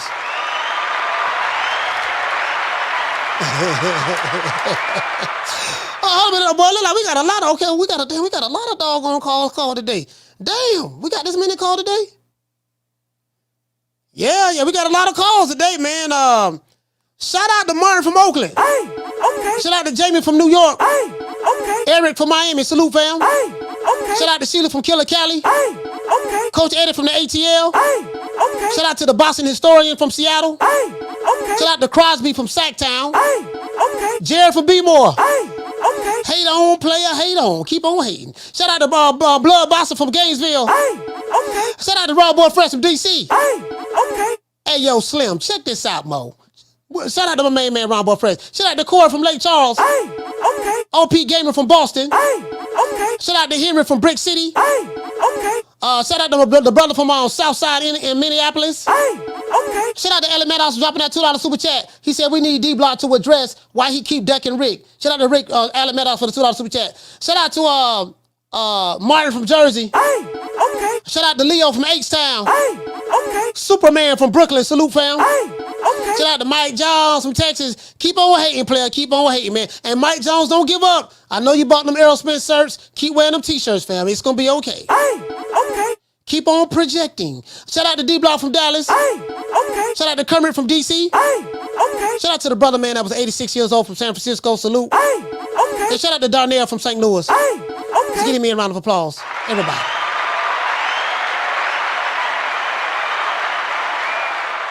You know we gotta say all praises due to the Most High, the Most Exalted, the greatest human being on the planet Earth, Mr. Al Heyman. Well, you know, I guess I gotta be like everybody else and thank Al Heyman. I can quit my job now, baby. 6 figures, baby. You feel me? But a name. Do you have a name? Oh, nah, I ain't got no name, you know.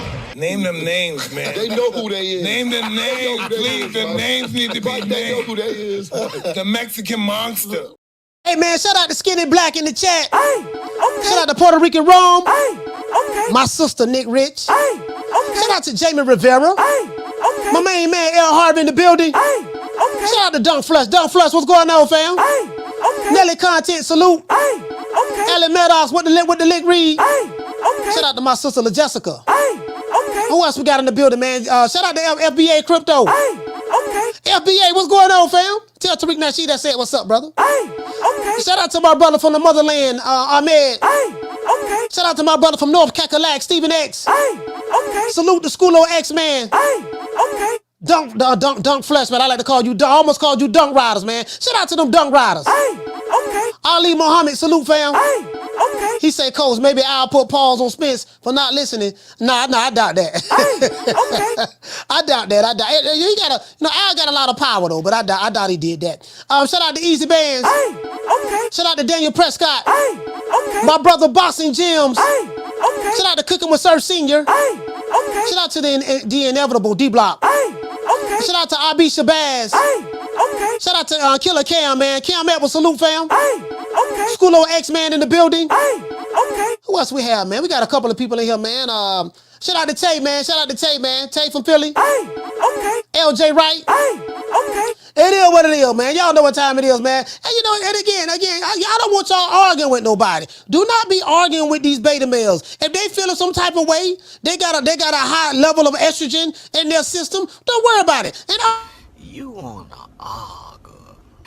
I can't argue with you. You mad. Look at you. You mad. I don't get paid to argue with you. Who is you? Men are using maxi pads as they're reporting an increase in gooch grease. The mixture of So I just want to show you. I don't know if you guys heard this now, but you know, I want you guys to understand. Wait a minute, you guys probably can't hear this. Let me see if you guys can hear this. Wait a minute, cause we got to be a little bit more patient over here. Hold on.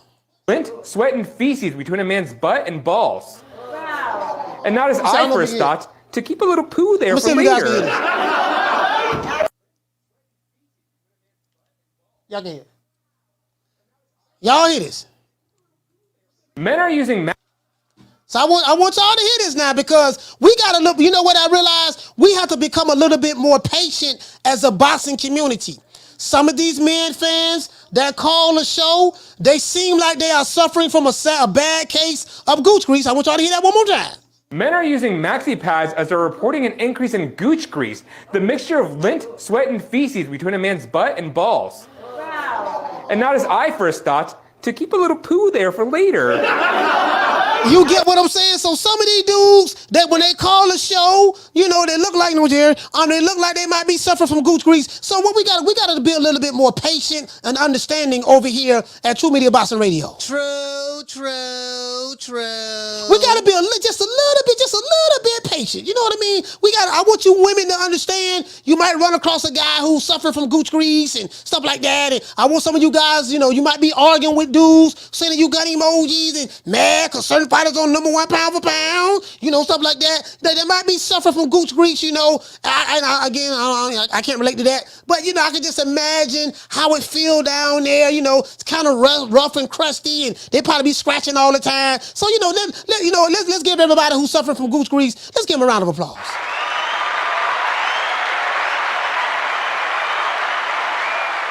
And you know what? To show you guys I'm not a bad guy, I'm willing to say a special prayer for some of you man fans like Mike Jones and Aaron B. Moore who might be suffering from a sad case of gooch grease. I'm going to say a special prayer for y'all. And I want you to hold on to God's unchanging hand because He helped Joshua fight the battle of Jericho. Yes. He helped Daniel get out the lion's den. He helped Gilligan get off the island. Lord. You know, might be a little bit of gooch grease going on. You know, just a little bit of gooch grease going on. We got to be a little bit more understanding. Shut that soft ass shit up. And the best man Shut to that win. soft. That's some soft ass shit. Shut that soft ass shit up. All that soft talking. I know you can do it, man. You got to. Man, shut that soft ass shit up. It is what it is, man. We did this for the hood. I want to thank the whole hood who came out here. I love y'all. I did this for the hood. Y'all know I beat that boy. It is what it is, man. Some of these dudes need to be in jail, man, from the way they be having all them high estrogen levels, the way they be calling here whining. Some of these niggas need to be in jail. You sound like a bitch. Bitch. Man, I ain't worried about jail. Shit, man, I don't give a damn about going to jail. Nigga, take me to jail. Take me to jail? Shit, lock me up. Lock me up. Throw away the key. Throw away the key. I'm gonna tell you something, man. If some of these dudes or some of y'all suffering from gooch grease, somebody asks you that question, do not answer. I plead the fifth. I plead the fifth. 5, 1, 2, 3, 4, 5. Anything you say, 5. Go ahead, ask me a question. Did you? 5. Gooch grease got you down? Are you feeling bad today? Are you on boxing circles on YouTube threatening people? Are you saying drop the addy? Are you telling people you have shooters? Are you telling people that they better not come to the fight? Are you yelling, screaming, getting mad about things that you have no control over? Never fear. You know, some say that you are suffering from gooch grease. Right now, I have some shea butter right here. You can take some of this shea butter and you can rub it in between all of the cracks and crannies where you having the gooch grease at. Put some of this shea butter down there, and I guarantee it will make the gooch grease go away. True. I just want to throw that out. Yep, that's right. I'm running things. Cream corn. That's why they call me that. Smooth. I got more measure for your pleasure. Stick with me, baby. I'll have you farting through silk. And let a nigga mess with me. I'll jump on him. All 93 pounds of pure dynamite.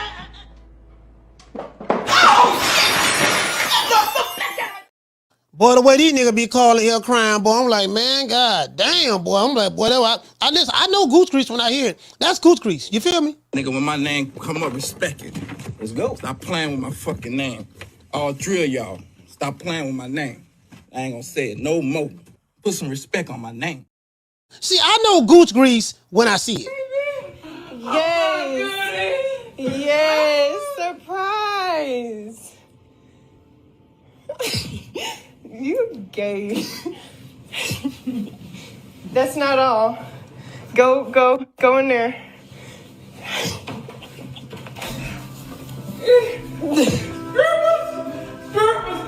Yes. It is warm. Yes. I love you. Just because. Yeah, I know that goose grease, boy. I know that goose grease, boy. I know yeah, nigga, that's something from goose grease there, boy. I'm trying to tell you. Done some research on that goose grease now. Nigga, I'm talking face on the bro short, boy. Lights out, hear me? Clap on, clap off. Okay. You got me fucked up, cuz. See, that's goose grease right there. Hey, shout out to Jamie Rivera. Shout out to my main man, Yamas, man. Shout out to the Nick and Nita show. Shout out to Andrew Charles. What's going on, fam? Shout out to our man. Shout out to the natural.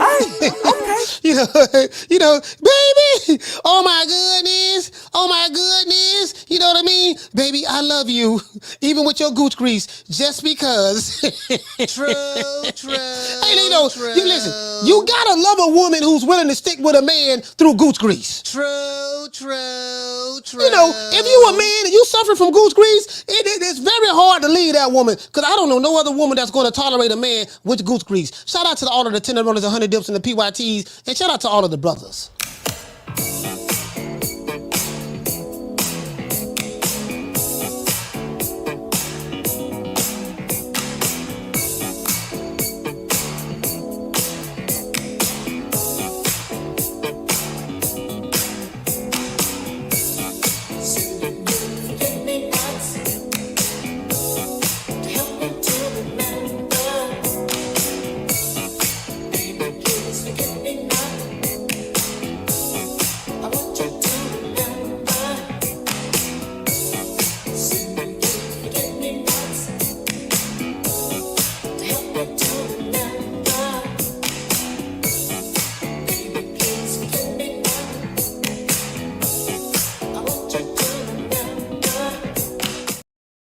Hey, we gonna get rid of these goose grease ass niggas on boxing. One goose grease case at a time. D-Block, people's now sources say, I don't know how true this is, D-Block. Some people say you suffer from goose grease. I ain't saying this, but that's what the people in the chat saying. See you guys tomorrow, 3 o'clock Eastern Standard Time. Y'all please sign up for the newsletter. It's pinned to the top of the chat. That's so if I ever was to go live, anytime I go live, drop a new video, you guys get a notification from me, email or text message, letting you know when I'm going live, when I have the new video out. So I see you guys tomorrow, 3 o'clock Eastern Standard Time. You know my motto, don't meet me there, beat me there. Peace. Stay away from the goose grease. Man, I'm out of here, bro. Let's go.